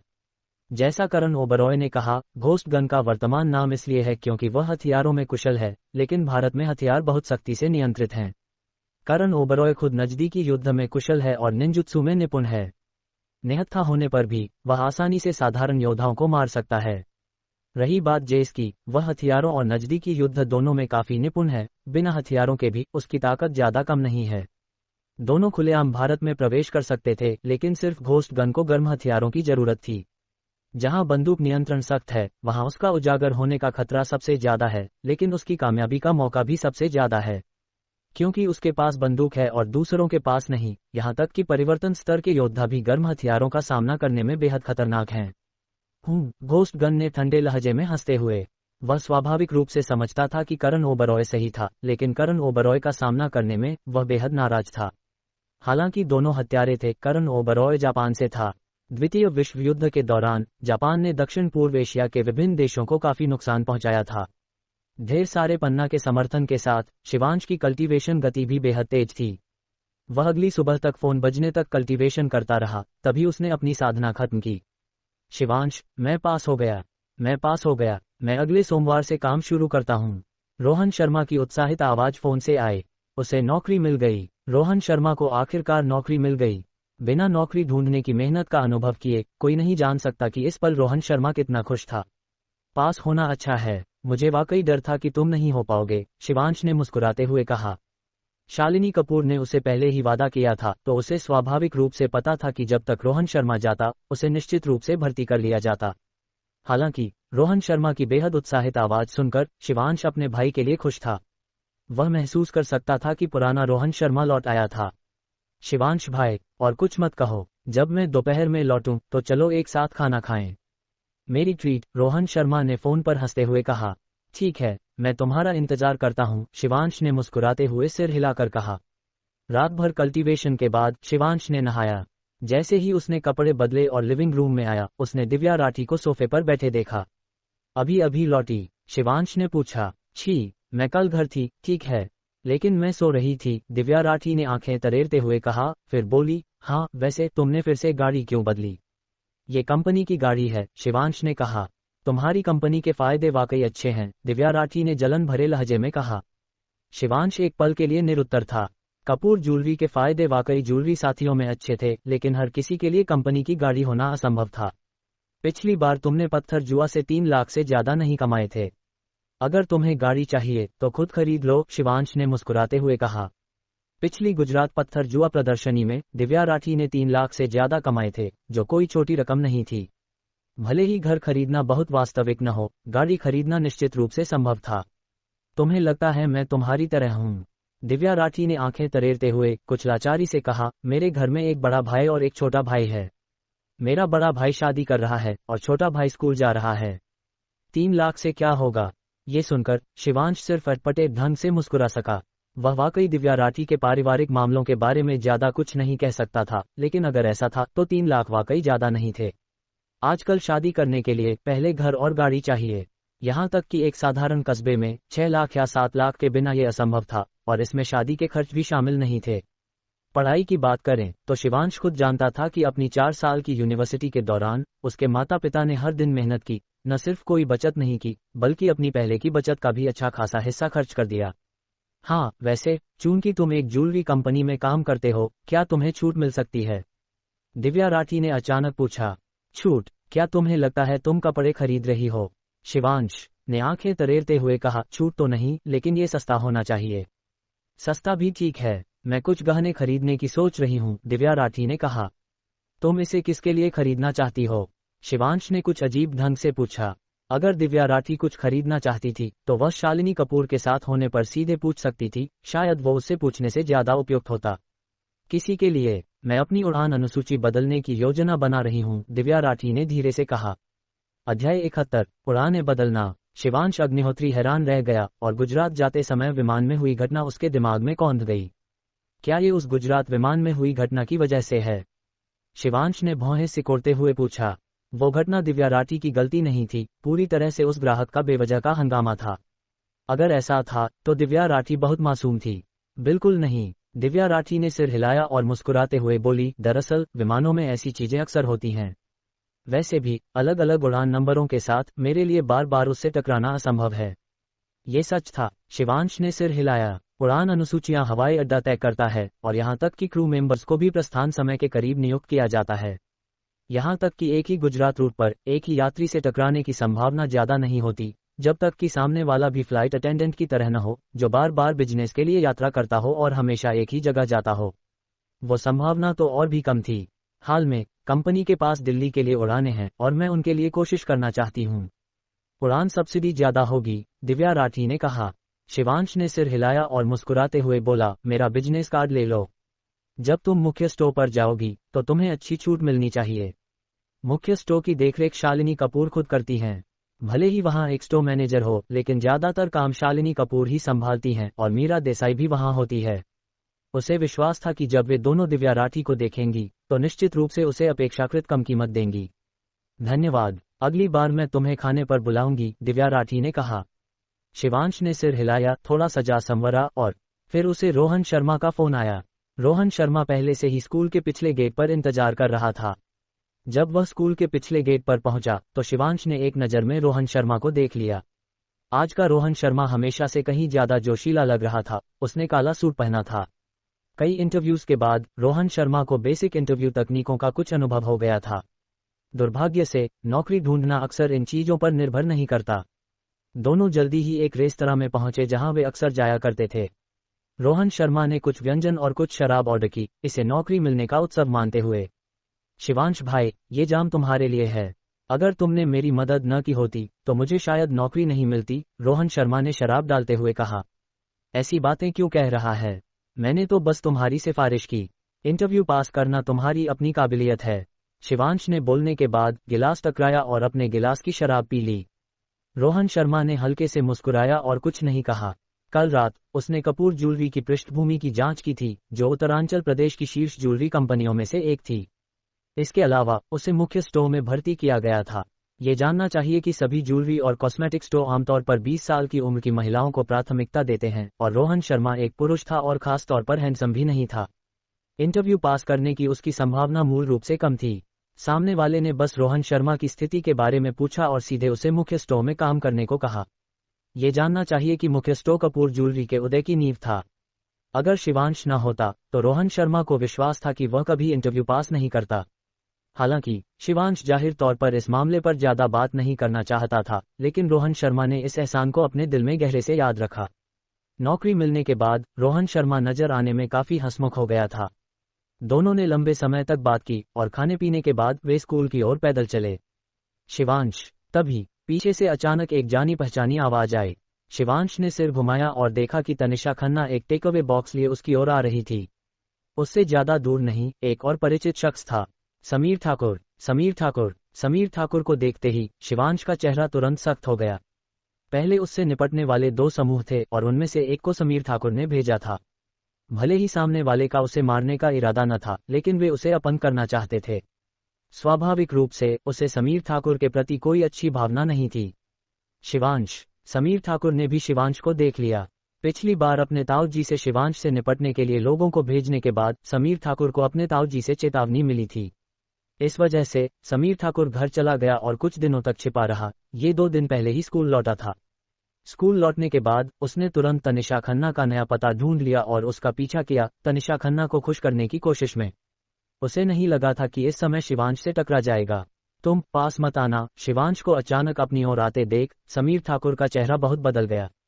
उसने अपने ताऊ जी से सुना था कि शिवांश एक कला मास्टर है और यहाँ तक कि उसके ताऊ जी ने व्यक्तिगत रूप से प्रशिक्षित किया हुआ स्कार भी शिवांश का मुकाबला नहीं कर सका था। तुम शिवांश को और करीब आते देख समीर ठाकुर और रुकने की हिम्मत नहीं कर सका और भूत देखे जैसे भाग गया। शिवांश, समीर ठाकुर तुमसे इतना डरता क्यों है? ये दृश्य देखकर तनिषा खन्ना हैरान रह गई। तनिषा खन्ना को ठाकुर परिवार की पृष्ठभूमि के बारे में थोड़ा पता था। ठीक इसलिए तनिषा खन्ना को समीर ठाकुर के प्रति कोई अच्छी भावना नहीं थी। हालांकि समीर ठाकुर जैसे शख्स का शिवांश से डरना उसे थोड़ा हैरान करता था। क्या शिवांश सिर्फ एक साधारण कॉलेज स्टूडेंट नहीं था? शिवांश की फोक्सवैगन फेटन के बारे में सोचकर तनिषा खन्ना को इस बात पर और यकीन हो गया। इसमें हैरानी की क्या बात है? हमारे शिवांश भाई को कुंग फू आता है, पास खड़े रोहन शर्मा ने मुस्कुराते हुए कहा। कुंग फू? तनिषा खन्ना ने आंखें तरेरते हुए मुंह बनाया। कुंग फू? क्यों नहीं कहते कि वो कोई बड़ा हीरो है? ओह, रोहन शर्मा हैरान था और जल्दी से बोला, शिवांश भाई, मुझे कुछ और काम है, मैं पहले जाता हूँ। ये कहकर रोहन शर्मा ने शिवांश को आंख मारी। ये देखकर शिवांश को तुरंत रोहन शर्मा की मंशा समझ आ गई और वह थोड़ा हंसने और लाचार महसूस करने से खुद को नहीं रोक सका। तुम्हारा दोस्त काफी मजेदार है, तनिषा खन्ना ने दूर जाते रोहन शर्मा को देखकर मुस्कुराते हुए कहा। क्यों, क्या तुम्हें उसमें दिलचस्पी है? शिवांश ने मुस्कुराते हुए पूछा। मुझे कोई ऐतराज नहीं, बस ये देखना है कि उसे समीर ठाकुर से डर लगता है या नहीं, तनिषा खन्ना ने उदासीनता से कहा। शिवांश चौंका। उसे नहीं लगा था कि तनिषा खन्ना ऐसी बात कहेगी। हालांकि तनिषा खन्ना मजाक कर रही थी, लेकिन ज्यादातर लोग शायद समीर ठाकुर को नाराज करने का जोखिम नहीं उठा सकते थे। यहाँ तक कि वह भी समीर ठाकुर को नाराज नहीं करना चाहता था। आखिरकार ठाकुर परिवार का प्रभाव कम नहीं था और भले ही उसकी ताकत कमजोर न थी, वह आखिरकार सिर्फ एक इंसान था। तुम्हारे चेहरे को देखकर लगता है तुम्हें समीर ठाकुर की पहचान पता है ना? तनिषा खन्ना ने अचानक कहा। शिवांश ने सिर हिलाया और बोला, मुझे थोड़ा सा पता है, लेकिन मुझे बहुत उत्सुकता है। तुम कौन हो? मैं। तनिषा खन्ना हैरान थी, फिर बोली, मेरे पिताजी औद्योगिक और वाणिज्यिक ब्यूरो के डायरेक्टर हैं। तो ऐसा है, कोई आश्चर्य नहीं कि समीर ठाकुर तुम्हारा पीछा करना चाहता है। शायद वो तुम्हारे परिवार का इस्तेमाल करके अपनी पुरानी पहचान पूरी तरह छोड़ना चाहता है। शिवांश ने ये सुनकर कहा। हाँ, मैं भी ये देख सकती हूँ, इसलिए मुझे समीर ठाकुर के प्रति हमेशा कोई अच्छी भावना नहीं रही, तनिषा खन्ना ने हल्के से कहा। शिवांश ने सिर हिलाया। हालांकि तनिषा खन्ना की पहचान उसकी अपेक्षाओं से कुछ हटकर थी, लेकिन वह पहले ध्रुव त्रिवेदी से मिल चुका था, तो वह ज्यादा हैरान नहीं हुआ। दोनों रास्ते में चलते और बात करते रहे और जल्द ही स्कूल लौट आए। अपने निवास पर लौटने पर दिव्या राठी अब लिविंग रूम में नहीं थी। इस समय शालिनी कपूर का फोन आया। अध्याय 72। छोटा भाई शिवांश, तुम्हारे दोस्त का मामला संभाल लिया गया है, शालिनी कपूर की आवाज फोन से आई। मुझे पता है, मैं अभी अभी उसके साथ जश्न मनाने बाहर गया था, शिवांश ने मुस्कुराते हुए कहा। इस बार मैंने तुम्हें फोन इसलिए किया क्योंकि मैं चाहती हूं कि तुम मेरे साथ किसी से मिलने चलो। किसी से मिलने? किससे? शिवांश चौंका, उत्सुकता से पूछा। कोई भी जिसे शालिनी कपूर व्यक्तिगत रूप से मिलवाती है, उसकी पहचान निश्चित रूप से साधारण नहीं होगी। गुरु हरिश्चंद्र, शालिनी कपूर ने फोन पर कहा। गुरु हरिश्चंद्र? शिवांश हैरान था, कुछ आश्चर्य में। गुरु हरिश्चंद्र उत्तरांचल प्रदेश में कई सालों से मशहूर पत्थर जुआ मास्टर हैं और कपूर ज्वेलरी के साथ उनका रिश्ता बहुत अच्छा है। उस समय जब शिवांश काशी व्यापार मार्ग पर शालिनी कपूर से मिला था, शालिनी कपूर गुरु हरिश्चंद्र को म्यांमार पन्ना मेले में शामिल होने के लिए बुलाने जा रही थीं। शालिनी कपूर को इस म्यांमार पन्ना मेले पर बहुत उम्मीदें थीं, क्योंकि ये कपूर ज्वेलरी के अस्तित्व को तय करता था। यही वजह थी कि शालिनी कपूर ने कोई कसर नहीं छोड़ी थी और गुरु हरिश्चंद्र से मदद मांगी थी। शिवांश ने सिर्फ शालिनी कपूर से गुरु हरिश्चंद्र का जिक्र सुना था, लेकिन वह जानता था कि इस शख्स की पत्थर जुआ कला शायद उत्तरांचल प्रदेश में सबसे शानदार थी। यहाँ तक कि विनोद मेहरा और अन्य लोगों ने भी गुरु हरिश्चंद्र से मार्गदर्शन लिया था ताकि वे अपनी वर्तमान सफलता हासिल कर सकें। हालांकि उसने पिछले गुजरात प्रदर्शनी में विनोद मेहरा को हरा दिया था, लेकिन शिवांश को बहुत अच्छे से पता था कि विनोद मेहरा की पत्थर जुआ कला बुरी नहीं थी, उस समय उनकी किस्मत खराब थी। आखिरकार वो राजा पत्थर एक ऐसा जुआ पत्थर था जिसमें अनगिनत पत्थर जुआ सलाहकारों का भरोसा था, तो ये सिर्फ विनोद मेहरा की समस्या नहीं थी। कब? शिवांश ने पूछा। उसे गुरु हरिश्चंद्र के बारे में भी बहुत उत्सुकता थी। शालिनी कपूर द्वारा इतनी तारीफ किए गए एक गुरु स्वाभाविक रूप से कोई साधारण शख्स नहीं थे। कल सुबह। ठीक है, मैं समय पर वहां होऊंगा, शिवांश ने सिर हिलाया। पत्थर जुआ उद्योग में प्रवेश करने के बाद वह स्वाभाविक रूप से सच्चे कुशल पत्थर जुआ मास्टर्स की बहुत इज्जत करता था, क्योंकि उसकी अपनी पत्थर जुआ कला पूरी तरह से एक योद्धा के तौर पर धोखाधड़ी पर आधारित थी। अगली सुबह जब शिवांश काशी व्यापार मार्ग पर पहुंचा, शालिनी कपूर पहले से ही काशी व्यापार मार्ग के बाहर उसका इंतजार कर रही थीं। छोटा भाई शिवांश, गुरु हरिश्चंद्र ने इस बार खास तौर पर तुमसे मिलने को कहा है। वे उत्तरांचल पत्थर जुआ की दुनिया में एक बड़ा नाम है। अगर वे तुम्हें कुछ सुझाव दे दें तो ये तुम्हें जिंदगी भर फायदा देगा, शालिनी कपूर ने कहा। गुरु हरिश्चंद्र कई सालों से पत्थर जुआ की दुनिया से रिटायर हो चुके थे और अब पत्थर जुआ सलाहकार के तौर पर काम नहीं करते थे। उनके अपने शिष्य के अलावा बहुत कम लोग गुरु हरिश्चंद्र से मार्गदर्शन ले सकते थे। यहाँ तक कि शालिनी कपूर भी उन्हें अपने पिता के कनेक्शनों के जरिए ही बुला सकी थीं। अगर कोई और होता तो वह गुरु हरिश्चंद्र को मनाने में सक्षम नहीं होता। दरअसल मुझे भी गुरु हरिश्चंद्र के बारे में बहुत उत्सुकता है। क्या तुम मुझे उनके बारे में बता सकती हो? शिवांश ने जल्दी से पूछा। गुरु हरिश्चंद्र का असली नाम देवानंद जोशी है। कहा जाता है कि उन्होंने एक समय पन्ना राजा के साथ पढ़ाई की थी। मूल रूप से गुरु हरिश्चंद्र का नाम देवानंद जोशी नहीं था, लेकिन ये नाम उन्हें पन्ना राजा ने दिया था और तब से उन्होंने इसे रख लिया, शालिनी कपूर ने कहा। गुरु हरिश्चंद्र काशी पत्थर जुआ की दुनिया में बहुत मशहूर हैं, लेकिन शिवांश ने अभी अभी पत्थर जुआ शुरू किया था, तो वह सिर्फ गुरु हरिश्चंद्र को नाम से जानता था, व्यक्तिगत रूप से नहीं। पन्ना राजा? शिवांश चौंका, हैरानी से पूछा। मैंने सुना है कि गुरु हरिश्चंद्र की उम्र ज्यादा है, शायद 60 से ऊपर। फिर पन्ना राजा की उम्र कितनी होगी? पन्ना राजा अभी सिर्फ 50 के दशक में हैं, अभी 60 नहीं हुए, शालिनी कपूर ने कहा। तो शिवांश हैरान दिखा। क्या इसका मतलब ये नहीं कि गुरु हरिश्चंद्र पन्ना राजा से बड़े हैं, फिर भी वे पन्ना राजा के शिष्य बने? पन्ना राजा की उम्र ज्यादा नहीं है और ठीक इसलिए पन्ना राजा ने कभी गुरु हरिश्चंद्र को अपने शिष्य के तौर पर स्वीकार नहीं किया। हालांकि कुछ पुरानी पीढ़ी को पता है कि गुरु हरिश्चंद्र ने एक समय पन्ना राजा का अनुसरण किया था, शालिनी कपूर ने समझाया। तो ऐसा था। शिवांश कुछ चीजों का हल्का सा अंदाजा लगा सकता था। शायद पन्ना राजा ने देखा कि गुरु हरिश्चंद्र ने पहले से पत्थर जुआ सीख लिया था और वे उनसे बड़े थे, तो उन्होंने उन्हें औपचारिक रूप से शिष्य के तौर पर स्वीकार नहीं किया। भले ही औपचारिक गुरु शिष्य संबंध न था, लेकिन वास्तव में एक था। शिवांश ने पन्ना राजा की प्रतिष्ठा के बारे में सुना था, जो पौराणिक थी। वे पन्ना की दुनिया में नंबर 1 शख्स थे, पूरे पन्ना उद्योग द्वारा स्वीकार किए गए, न कि स्वघोषित। यहाँ तक कि म्यांमार में उन पन्ना खदानों के मालिक भी पन्ना राजा की बहुत इज्जत करते थे। गुरु हरिश्चंद्र हमेशा से छोटी पीढ़ी का बहुत समर्थन करते आए हैं। शायद ये इस बात से जुड़ा है कि पन्ना राजा ने उस समय उनका समर्थन किया था। हालांकि जैसे जैसे उनकी उम्र बढ़ रही है, गुरु हरिश्चंद्र अब शायद ही किसी को मार्गदर्शन देते हैं। इस बार उन्होंने खास तौर पर तुमसे मिलने को कहा, शायद तुम्हारा इम्तिहान लेने के लिए, शालिनी कपूर ने कहा। मेरा इम्तिहान? शिवांश चौंका, शालिनी कपूर को उलझन भरी नजरों से देखते हुए। हाल में तुम पत्थर जुआ की दुनिया में बहुत मशहूर हो गए हो।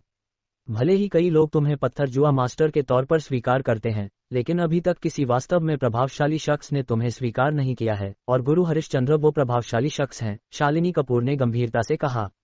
पत्थर जुआ की दुनिया में मशहूर होने के 2 तरीके हैं। पहला है पत्थर जुआ के जरिए पूरी तरह पत्थर जुआ पर भरोसा करके खुद को साबित करना। हालांकि इसके लिए न सिर्फ ढेर सारे पैसे की जरूरत होती है, बल्कि बहुत समय भी चाहिए। यही वजह है कि पुरानी पीढ़ी के ज्यादातर पत्थर जुआ मास्टर्स 30 या 40 की उम्र में ही मशहूर हुए। दूसरा तरीका है अन्य पत्थर जुआ मास्टर्स की स्वीकृति के जरिए। हालांकि ये तरीका कामयाबी की गारंटी नहीं देता, क्योंकि जिस पत्थर जुआ मास्टर की प्रतिष्ठा जितनी ऊंची होती है, उसकी विश्वसनीयता उतनी ही ज्यादा होती है। अगर एक साधारण पत्थर जुआ मास्टर किसी को स्वीकार करता है, तो इसके लिए कई लोगों का एक मत होना जरूरी है। वास्तव में अर्नब लोस और शिवांश जैसे युवा पीढ़ी वाले सभी इस तरीके का इस्तेमाल करते हैं, वरना उनके लिए इतनी जल्दी मशहूर होना असंभव होता। वर्तमान में शिवांश का पत्थर जुआ मास्टर का खिताब अभी भी एक छोटे दायरे में फैल रहा है, लेकिन एक बार गुरु हरिश्चंद्र उसे स्वीकार कर ले तो ये शिवांश के लिए औपचारिक स्वीकृति मानी जाएगी। तो ऐसा है। इस पल शिवांश को भी समझ आ गया कि शालिनी कपूर इतनी उत्सुकता से उसे क्यों बुला रही थी। शायद वह चाहती थी कि गुरु हरिश्चंद्र उसकी पत्थर जुआ कला को स्वीकार करें। आखिरकार गुरु हरिश्चंद्र का एहसान सिर्फ एक बार इस्तेमाल हो सकता था, और उसके बाद कपूर ज्वेलरी को अपने दम पर भरोसा करना पड़ता। कपूर ज्वेलरी के पत्थर जुआ सलाहकार के तौर पर शिवांश का उद्योग में स्वीकृति पाना बहुत महत्वपूर्ण मामला था। शालिनी कपूर के नेतृत्व में वे एक प्राचीन शैली की प्राचीन वस्तु दुकान पर पहुंचे। दुकान में न सिर्फ विभिन्न पन्ना गहने थे बल्कि जैद गहने, साथ ही कुछ सुलेख, चित्र और प्राचीन वस्तुएं भी थीं। पूरी प्राचीन वस्तु दुकान में कदम रखते ही ऐसा लगता था जैसे प्राचीन समय में चले गए हों। ये प्राचीन वस्तु दुकान वाकई अनोखी है, शिवांश ने तारीफ की। स्वाभाविक रूप से इस प्राचीन वस्तु दुकान को गुरु हरिश्चंद्र ने व्यक्तिगत रूप से डिजाइन किया था और इसमें मौजूद कई चीजें वो पन्ने हैं जो गुरु हरिश्चंद्र ने खुद काटे थे। ये कह सकते हैं कि पूरी दुकान लगभग पूरी तरह गुरु हरिश्चंद्र ने अकेले स्थापित की थी, शालिनी कपूर ने भावुक होकर कहा। हालांकि उनके सामने की प्राचीन वस्तु दुकान कपूर ज्वेलरी से तुलना नहीं कर सकती थी, लेकिन इस प्राचीन वस्तु दुकान की कीमत अकेले 10 करोड़ से ज्यादा थी, जो कई छोटे ज्वेलर्स की कुल संपत्ति से भी ज्यादा थी। ये सुनकर शिवांश गुरु हरिश्चंद्र के लिए सम्मान का भाव महसूस करने से खुद को नहीं रोक सका। अकेले इतना कुछ हासिल करना कोई आसान काम नहीं था। रुको, गुरु हरिश्चंद्र ने स्थापित की। अचानक शिवांश के दिमाग में एक विचार कौंधा। शिवांश ने अपने पास मौजूद पन्नों के लिए कोई निर्णायक हल नहीं ढूंढा था, लेकिन इस प्राचीन वस्तु दुकान को देखकर शिवांश को आखिरकार एक हल सूझा। वह पूरी तरह गुरु हरिश्चंद्र की मिसाल पर अपनी दुकान स्थापित कर सकता था।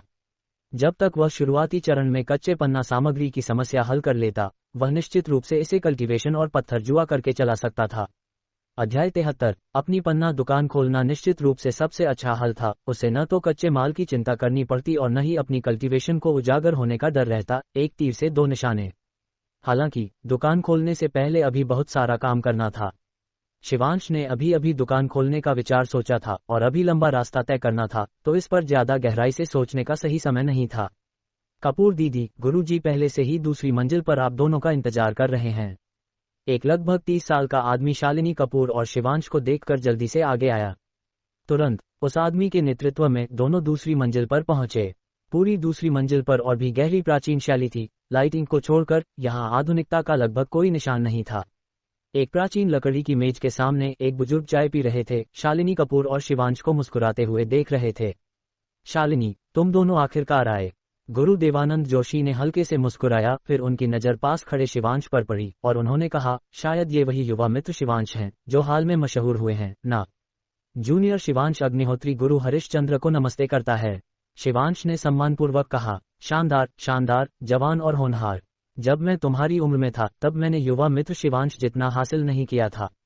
गुरु देवानंद जोशी ने शिवांश को देखा, उनके चेहरे पर भावुकता थी। ये सच था। पन्ना राजा को छोड़कर पुरानी पीढ़ी के पत्थर जुआ मास्टर्स लगभग सभी 30 या 40 की उम्र में मशहूर हुए थे। शिवांश की उम्र की तुलना में वे अपने जवानी में शिवांश जितने अच्छे नहीं थे। गुरु हरिश्चंद्र, आप मेरी बहुत तारीफ कर रहे हैं। अगर आप इस जूनियर की इतनी तारीफ करेंगे तो ये जूनियर शायद घमंडी हो जाएगा। शिवांश ने जल्दी से कहा। कृपया बैठो और मेरी अभी बनाई चाय आजमाओ। गुरु देवानंद जोशी ने मुस्कुराते हुए कहा। शिवांश ने मेज पर रखा चाय का प्याला उठाया। हरी चाय की ताज़ा खुशबू थी। इसे पीने के बाद तुरंत एक ताजगी का एहसास हुआ, जैसे कि उसके शरीर के सारे रोमच्छिद्र तुरंत खुल गए हों। अच्छी चाय, शिवांश ने तारीफ की। क्या युवा मित्र शिवांश ने भी चाय की कला में शोध किया है? गुरु देवानंद जोशी की आंखें चमक उठी और उन्होंने मुस्कुराते हुए कहा, वास्तव में नहीं, लेकिन मैं निश्चित रूप से अच्छी चीजों का स्वाद ले सकता हूँ। शिवांश ने सिर हिलाया और कहा, चाय की कला का अध्ययन करने के लिए न सिर्फ समय और ऊर्जा चाहिए, बल्कि सबसे जरूरी पैसे चाहिए।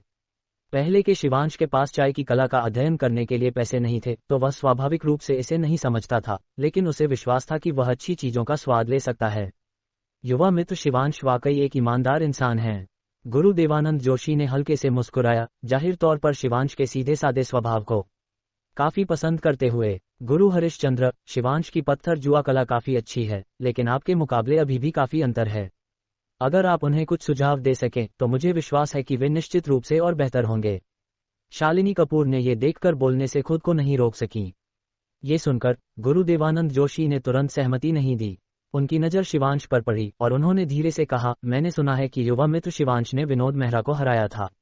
मैं इसे सुझाव देना नहीं कहूंगा, बल्कि हम विचारों का आदान प्रदान कर सकते हैं। बोलते हुए गुरु देवानंद जोशी ने अपने पास खड़े आदमी को एक नजर दी। एक पल बाद वह आदमी एक पत्थर जुआ लेकर आया। ये पत्थर जुआ ज्यादा बड़ा नहीं था, सिर्फ आधे सिर जितना। इसकी बनावट को देखते हुए ये एक पुरानी खदान का कच्चा पत्थर होना चाहिए। गुरु हरिश्चंद्र, ये शिवांश ने पत्थर जुआ पर नजर डाली और फिर बोला, चूंकि हम विचारों का आदान प्रदान कर रहे हैं तो बिना पत्थर जुआ के कैसे चलेगा। चलो इससे शुरू करते हैं, गुरु देवानंद जोशी ने मुस्कुराते हुए कहा। तुरंत गुरु देवानंद जोशी ने उस पत्थर जुआ को आधार बनाकर शिवांश और शालिनी कपूर से कुछ सवाल पूछने शुरू किए। ये सवाल कई पहलुओं को कवर करते थे, बुनियादी पत्थर जुआ से लेकर उनकी अपनी समझ तक, विभिन्न क्षेत्रों को शामिल करते हुए। अपनी कल्टीवेशन की वजह से शिवांश की स्मृति में काफी सुधार हुआ था, लेकिन फिर भी उसे सिर्फ उन पत्थर जुआ किताबों में दर्ज चीजें याद थीं। हालांकि गुरु देवानंद जोशी के मार्गदर्शन में वह जल्दी ही अवधारणाओं को समझ गया। पहले वह थोड़ा अटपटाया, लेकिन बाद में वह एक से और कई चीजें अनुमान लगा पाया। आदान प्रदान के बाद दोपहर हो चुकी थी और तभी गुरु देवानंद जोशी रुके। युवा मित्र शिवांश वाकई प्रभावशाली हैं। पत्थर जुआ के सभी पहलुओं को वे बहुत स्पष्ट रूप से याद रखते हैं। थोड़े अटपटेपन को छोड़कर शायद साधारण पत्थर जुआ मास्टर्स भी तुमसे अन्य पहलुओं में बेहतर नहीं हैं। गुरु देवानंद जोशी ने अपने सामने खड़े शिवांश को देखा, उनके चेहरे पर भावुकता थी। पहले उन्हें लगा था कि शिवांश पत्थर जुआ में सिर्फ एक नौसिखिया है, क्योंकि शिवांश के सिद्धांत बहुत किताबी थे। हालांकि उनके मार्गदर्शन और आदान प्रदान के दौरान शिवांश साफ तौर पर निपुण हो गया, एक सच्चे पत्थर जुआ मास्टर की तरह। यही वजह थी कि उन्होंने कहा कि शिवांश सिर्फ थोड़ा अटपटा है, नौसिखिया नहीं। ये सब गुरु हरिश्चंद्र की बदौलत है, शिवांश ने आभार व्यक्त करते हुए कहा। हालांकि शिवांश का दिमाग पहले ढेर सारे सिद्धांतों से भरा था, लेकिन इन सिद्धांतों को बाहर निकालने का कोई रास्ता नहीं था, और गुरु देवानंद जोशी ने वो रास्ता खोल दिया था, जिससे शिवांश के दिमाग में सिद्धांत जीवंत हो गए। इसका मुझसे कोई लेना देना नहीं, तुमने ये सब खुद सीखा, बस कुछ और अभ्यास करो, ये सिद्धांत आखिरकार तुम्हारे अपने हो जाएंगे। गुरु देवानंद जोशी ने हल्के से सर हिलाया और कहा, सच में?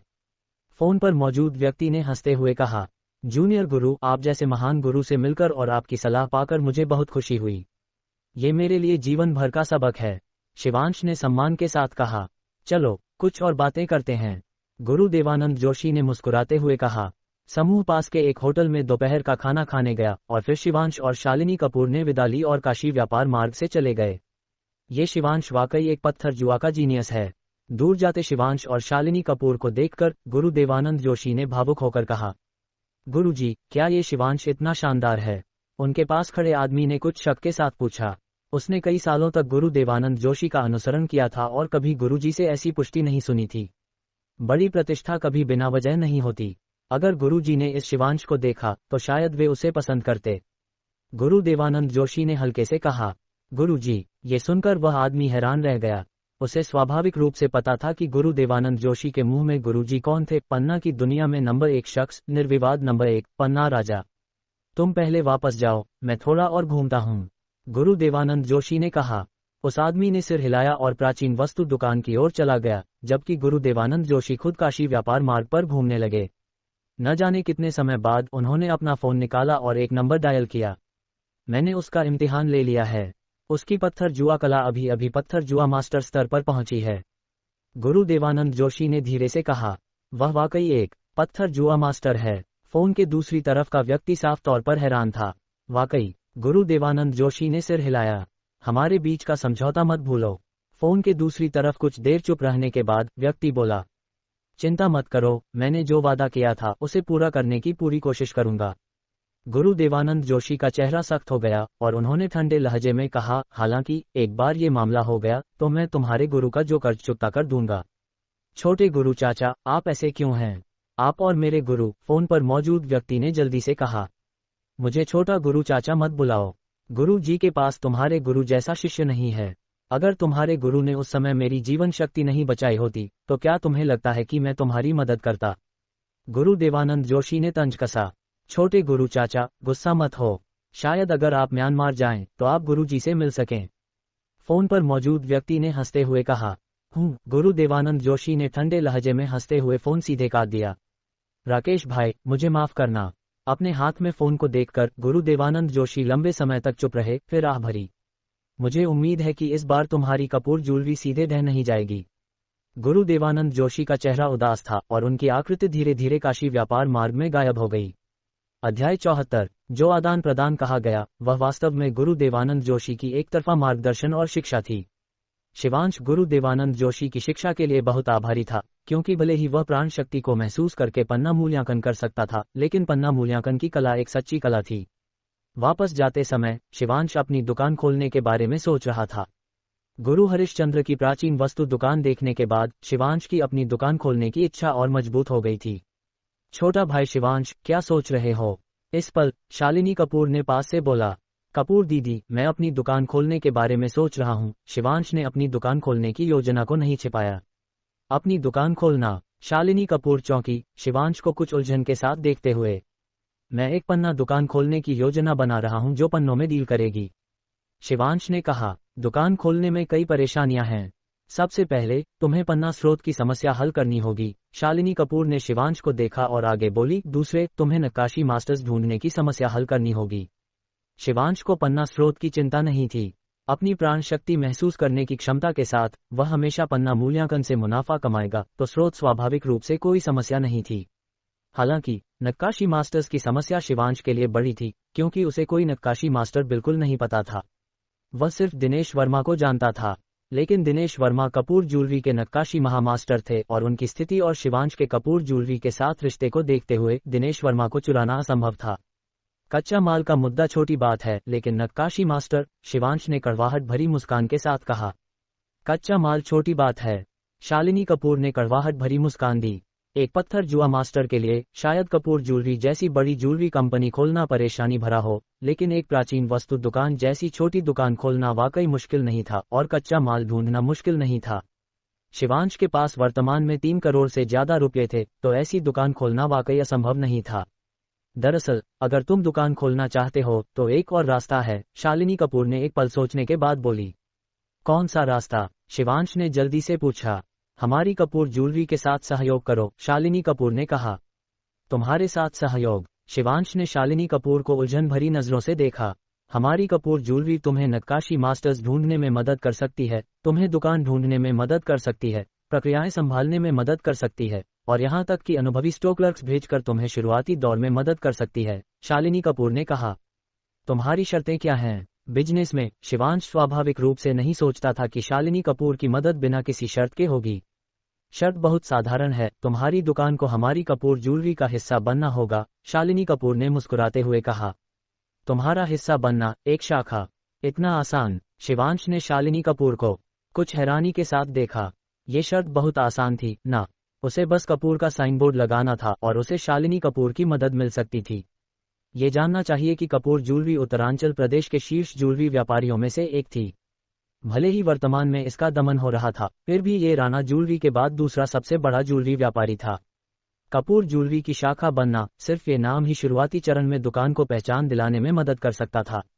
इतना ही आसान? शालिनी कपूर ने मुस्कुराते हुए सिर हिलाया। शालिनी कपूर के गंभीर चेहरे को देखकर शिवांश ने एक पल सोचा और फिर शालिनी कपूर की योजना समझ गया। वह अब एक पत्थर जुआ मास्टर था और वह अभी बहुत जवान था। भविष्य में गुरु हरिश्चंद्र के स्तर तक पहुंचना शायद उसके लिए मुश्किल नहीं होता। शालिनी कपूर शिवांश के भविष्य पर दांव लगा रही थी। एक बार शिवांश की भविष्य की उपलब्धियां ऊंची हो गईं, तो ये अप्रत्यक्ष रूप से कपूर ज्वेलरी को मशहूरी दिलाने में मदद करता। अगर शिवांश की भविष्य की उपलब्धियां ऊंची नहीं हुई, तो शिवांश की अपनी दुकान चल नहीं पाती और कपूर के लिए भी कोई नुकसान नहीं होता। ठीक है, शिवांश ने सिर्फ थोड़ा विचार करने के बाद सहमति दे दी। शिवांश का दुकान खोलना उन पन्नों से निपटने का बस एक तरीका था। आखिरकार वो पन्ने उसकी कल्टीवेशन के लिए थे। एक बार जब वे अपनी स्वर्ग और पृथ्वी प्राण शक्ति खो देते तो वे उसके लिए बस पत्थर थे, पूरी तरह बेकार। अगर वह उन्हें नहीं बेचता तो क्या वह उन्हें रखता? और शालिनी कपूर की शर्तें उसके लिए सिर्फ फायदे थीं और कोई नुकसान नहीं। जब तक उसे शालिनी कपूर का समर्थन मिल सकता था, दुकान जल्दी ही स्थिति खोल सकती थी। रही बात भविष्य में कपूर ज्वेलरी को मदद करने की, जब उसकी अपनी दुकान सही रास्ते पर आ जाती, शिवांश को इसकी बिल्कुल परवाह नहीं थी। शालिनी कपूर की मदद की तो बात ही छोड़ो, वह मूल रूप से अपनी कंपनी को बिजनेस के तौर पर शुरू नहीं करना चाहता था, तो उसे स्वाभाविक रूप से नाम की समस्या की परवाह नहीं थी। खुशहाल सहयोग? शालिनी कपूर ने शिवांश को सहमति देते देख मुस्कुराते हुए कहा। खुशहाल सहयोग? शिवांश ने हल्के से सिर हिलाया और आगे बोला, कपूर दीदी, लेकिन मेरे पास अभी पर्याप्त पन्ना कच्चा माल नहीं है। मुझे लगता है मुझे म्यांमार पन्ना मेले के बाद तक इंतजार करना होगा ताकि तैयारी कर सकूं। कोई दिक्कत नहीं, शालिनी कपूर ने हल्के से सिर हिलाया, इस बात को लेकर ज्यादा चिंतित नहीं थी। उन्हें भी पता था कि शिवांश इतनी जल्दी इसे खोल नहीं सकता। आखिरकार गुरु हरिश्चंद्र की प्राचीन वस्तु दुकान उनके कई सालों के संचय का नतीजा थी। शिवांश ने अभी अभी पन्ना मूल्यांकन शुरू किया था, तो उसके पास स्वाभाविक रूप से इतने पन्ना कच्चे माल नहीं थे। दोनों ने फिर सहयोग पर और चर्चा की, लेकिन ज्यादातर व्यापक पहलुओं पर। आखिरकार शिवांश अभी तैयार नहीं था, और कपूर ज्वेलरी ने खुद अपनी समस्याएं अभी हल नहीं की थी, तो स्वाभाविक रूप से उसके पास शिवांश की मदद करने के लिए ज्यादा ऊर्जा नहीं थी। लेकिन इससे उनके भविष्य के इंतजामों में कोई बाधा नहीं थी। हालांकि शिवांश और शालिनी कपूर दोनों को पता था कि उनके संभावित सहयोग की कुंजी म्यांमार पन्ना मिला था। उन्हें पता नहीं था कि दोनों पहले से ही काशी विश्वविद्यालय पहुंच चुके थे। सिद्धार्थ मल्होत्रा ने गाड़ी शिवांश को सौंप दी और फिर वे अलग हो गए। हालांकि दोनों ने ध्यान नहीं दिया कि पास के एक कोने में कोई गुप्त रूप से सब कुछ देख रहा था। मूल रूप से मुझे लगा था कि ये एक मौका है, लेकिन मुझे नहीं लगा था कि ये शिवांश दूसरों के इतना करीब है। एक साधारण दिखने वाला मध्यम आयु का आदमी हल्के से भौहें सिकोड़ते हुए बोला। ये शख्स कोई और नहीं बल्कि करण ओबरॉय था। करण ओबरॉय न सिर्फ निंजुत्सु में कुशल था, बल्कि भेष बदलने में भी निपुण था। ये जानना चाहिए कि निंजा मूल रूप से हत्या के लिए बने थे, और भेष बदलना और हत्या उनकी सबसे बुनियादी शिक्षा थी। एक हत्यारे के तौर पर वह एक जहरीले सांप की तरह था, सिर्फ अंधेरे में मौके का इंतजार करता था, निश्चितता के साथ हमला करता था। इस बार उसे शिवांश को मारने का मौका नहीं मिला, लेकिन करण ओबरॉय को इसकी बिल्कुल परवाह नहीं थी। इन हत्यारों के लिए 1-2 महीने तक लक्ष्य के आसपास छिपना आम बात थी। हालांकि शिवांश की 5 इंद्रियां साधारण लोगों से ज्यादा तेज थीं, लेकिन उसने नहीं देखा कि कोई उसे अंधेरे में देख रहा था। विला लौटने पर वह तुरंत फिर से गहन कल्टीवेशन में डूब गया।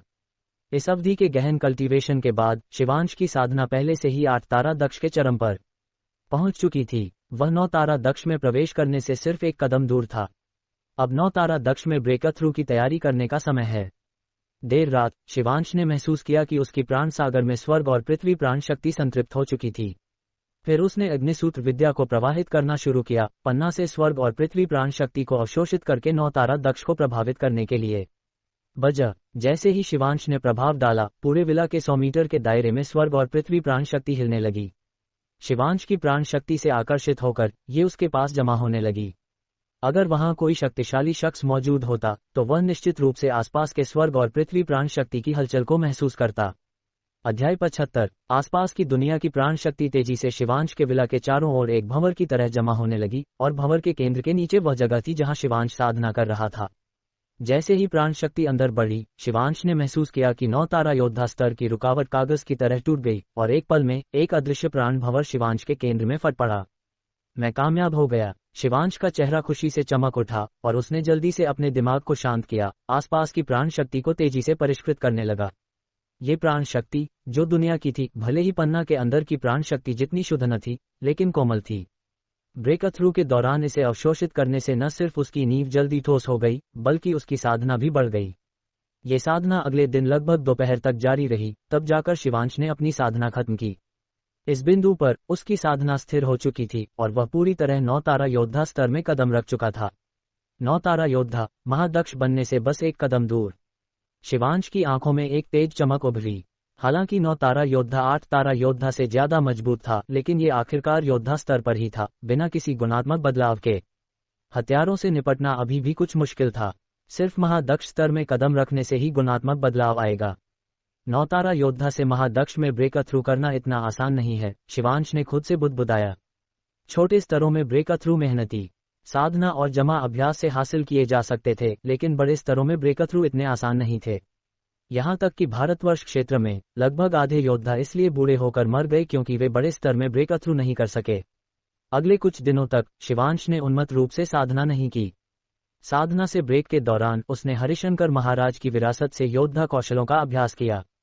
ये योद्धा कौशल हरिशंकर महाराज ने सावधानी से चुने थे, जो विभिन्न पहलुओं को कवर करते थे और जबरदस्त शक्ति रखते थे। विला के सामने खुले स्थान में शिवांश के हाथों में तेज मुक्का तकनीकों का एक सेट प्रदर्शित हुआ। काश मेरे पास अभी उपयुक्त हथियार होता, वरना मैं हरिशंकर महाराज द्वारा छोड़ी गई तलवार तकनीकों का अभ्यास कर सकता था। एक सेट मुक्का तकनीकों को पूरा करने के बाद शिवांश रुका और मन ही मनाह भरी। हरिशंकर महाराज की सबसे शक्तिशाली योद्धा कला उनकी तलवार तकनीक थी। दुर्भाग्य से शिवांश को उपयुक्त हथियार नहीं मिल सका। साधारण लंबी तलवारें उसकी ताकत को बर्दाश्त नहीं कर सकती थीं। युद्ध तो छोड़ो, अभ्यास के लिए भी वे अपर्याप्त लगती थीं। हालांकि हरिशंकर महाराज की विरासत में कुछ हथियार निर्माण विधियां थीं, लेकिन शिवांश वर्तमान में हथियार निर्माण नहीं कर सकता था। अगर वह कर भी सकता, तो हथियार निर्माण सामग्री ढूंढना एक मुश्किल सवाल होता। बिना हथियार के शिवांश स्वाभाविक रूप से सिर्फ अन्य योद्धा कौशलों का अभ्यास कर सकता था।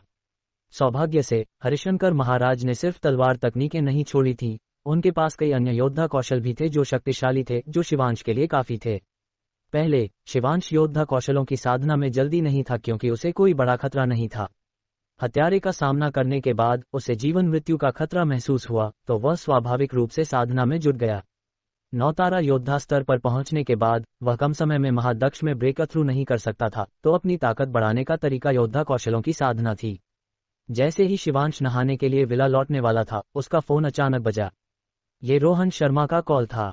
काम कैसा है, आदत पड़ रही है? शिवांश ने पूछा। ठीक है, भले ही मैंने सिर्फ 2 दिन काम किया है, लेकिन मैं पहले से ही ढलने लगा हूँ, रोहन शर्मा ने हंसते हुए कहा। दरअसल इस बार मैंने तुम्हें इसलिए फोन किया क्योंकि प्रिया गुप्ता के माता पिता और प्रिया गुप्ता हमें आज रात खाने पर बुला रहे हैं। प्रिया गुप्ता के माता पिता आए हैं। शिवांश हैरान था, कुछ आश्चर्य में।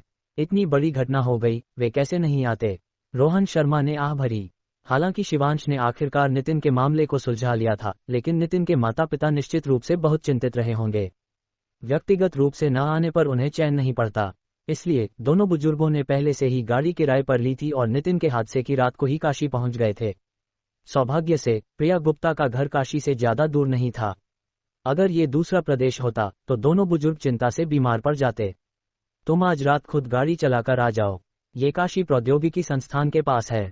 हालांकि नितिन की चोटें ज्यादातर ठीक हो गई हैं, लेकिन वे सब वहां हैं, तो मैंने अपनी तरफ से कह दिया कि हम उनके पास जाएंगे ताकि उन्हें इधर उधर भागने की परेशानी न हो, रोहन शर्मा ने कहा। ठीक है, शिवांश ने सिर हिलाया। अगर वह होता तो उसे 2 बुजुर्गों को इधर उधर दौड़ाने में ठीक नहीं लगता। इसके अलावा प्रिया गुप्ता इस पूरे समय वहां नितिन की देखभाल कर रही थी, तो शिवांश को भी लगता था कि उन्हें खास तौर पर ट्रीट करने के लिए यहां बुलाना अनुचित होता। समय तय करने के बाद शिवांश ने कॉल खत्म किया। वह दोपहर तक साधना करता रहा, फिर काशी प्रौद्योगिकी संस्थान के लिए गाड़ी चलाकर गया। जैसे ही वह काशी प्रौद्योगिकी संस्थान के पास पहुंचा, शिवांश ने रोहन शर्मा को स्कूल गेट पर इंतजार करते देखा। शिवांश भाई, प्रिया गुप्ता और बाकी पहले से ही इंतजार कर रहे हैं, मैं तुम्हें वहां ले चलता हूं, रोहन शर्मा ने गाड़ी में बैठते ही सीधे कहा। रोहन शर्मा के नेतृत्व में दोनों काशी प्रौद्योगिकी संस्थान के पास एक हाई एंड होटल में पहुंचे। जाहिर तौर पर शिवांश को धन्यवाद देने के लिए प्रिया गुप्ता के परिवार ने खास तौर पर इस जगह को खाने के लिए चुना था। कैसा रहा? अंकल और आंटी के यहाँ होने से क्या तुमने अच्छा इंप्रेशन बनाने की कोशिश की? शिवांश ने मुस्कुराते हुए पूछा। बिल्कुल की, अंकल और आंटी मेरे साथ काफी अच्छे हैं, लेकिन मुझे प्रिया गुप्ता की भावनाएं समझ नहीं आ रही हैं। रोहन शर्मा ने सिर हिलाया, थोड़ा लाचारी से। ये तुम पर है, शिवांश ने कुछ लाचारी के साथ कहा। दिल के मामलों में भाइयों के तौर पर वे सिर्फ बाहरी परिस्थितियां बना सकते थे, आखिरकार ये रोहन शर्मा और प्रिया गुप्ता पर निर्भर करता था। इसकी बात अब छोड़ो, अंकल और आंटी तुम्हारा इंतजार कर रहे हैं, रोहन शर्मा ने मुस्कुराते हुए कहा। दोनों सीधे निजी कमरे में गए जहां 4 लोग पहले से ही बैठे थे, प्रिया गुप्ता, नितिन भारद्वाज और एक मध्यम आयु का जोड़ा। 40 के दशक में लग रहा था और उनकी शक्ल कुछ हद तक प्रिया गुप्ता और नितिन भारद्वाज से मिलती थी।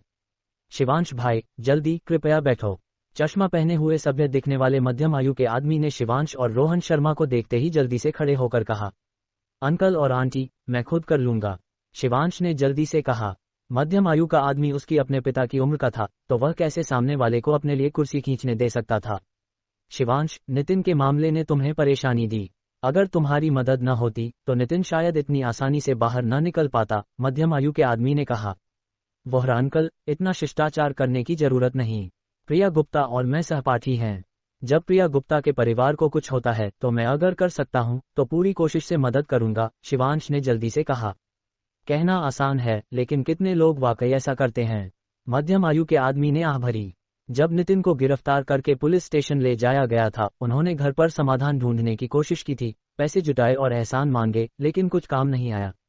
अगर शिवांश न होता तो उन्हें शायद कबीर वोहरा की धमकियों को सहना पड़ता।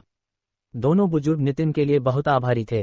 प्रिया गुप्ता के माता पिता ने यहाँ तक कि व्यक्तिगत रूप से शिवांश को जाम छलकाया, जिससे शिवांश को खुशी महसूस हुई। हालांकि वे जितना ऐसा करते, शिवांश उतना ही उनके बच्चों के लिए उनके प्यार और सुरक्षा को महसूस कर सकता था। नितिन की रक्षा के लिए दोनों बुजुर्ग बिल्कुल भी अपमानित होने का बुरा नहीं मानते। ये था माता पिता का दिल। खाने के बाद दोनों बुजुर्ग नितिन के साथ चले गए, प्रिया गुप्ता को शिवांश और रोहन शर्मा का मनोरंजन करने के लिए छोड़कर। आखिरकार दोनों बुजुर्ग जानते थे कि अगर वे रुके तो शिवांश और रोहन शर्मा आराम से आनंद नहीं ले पाते।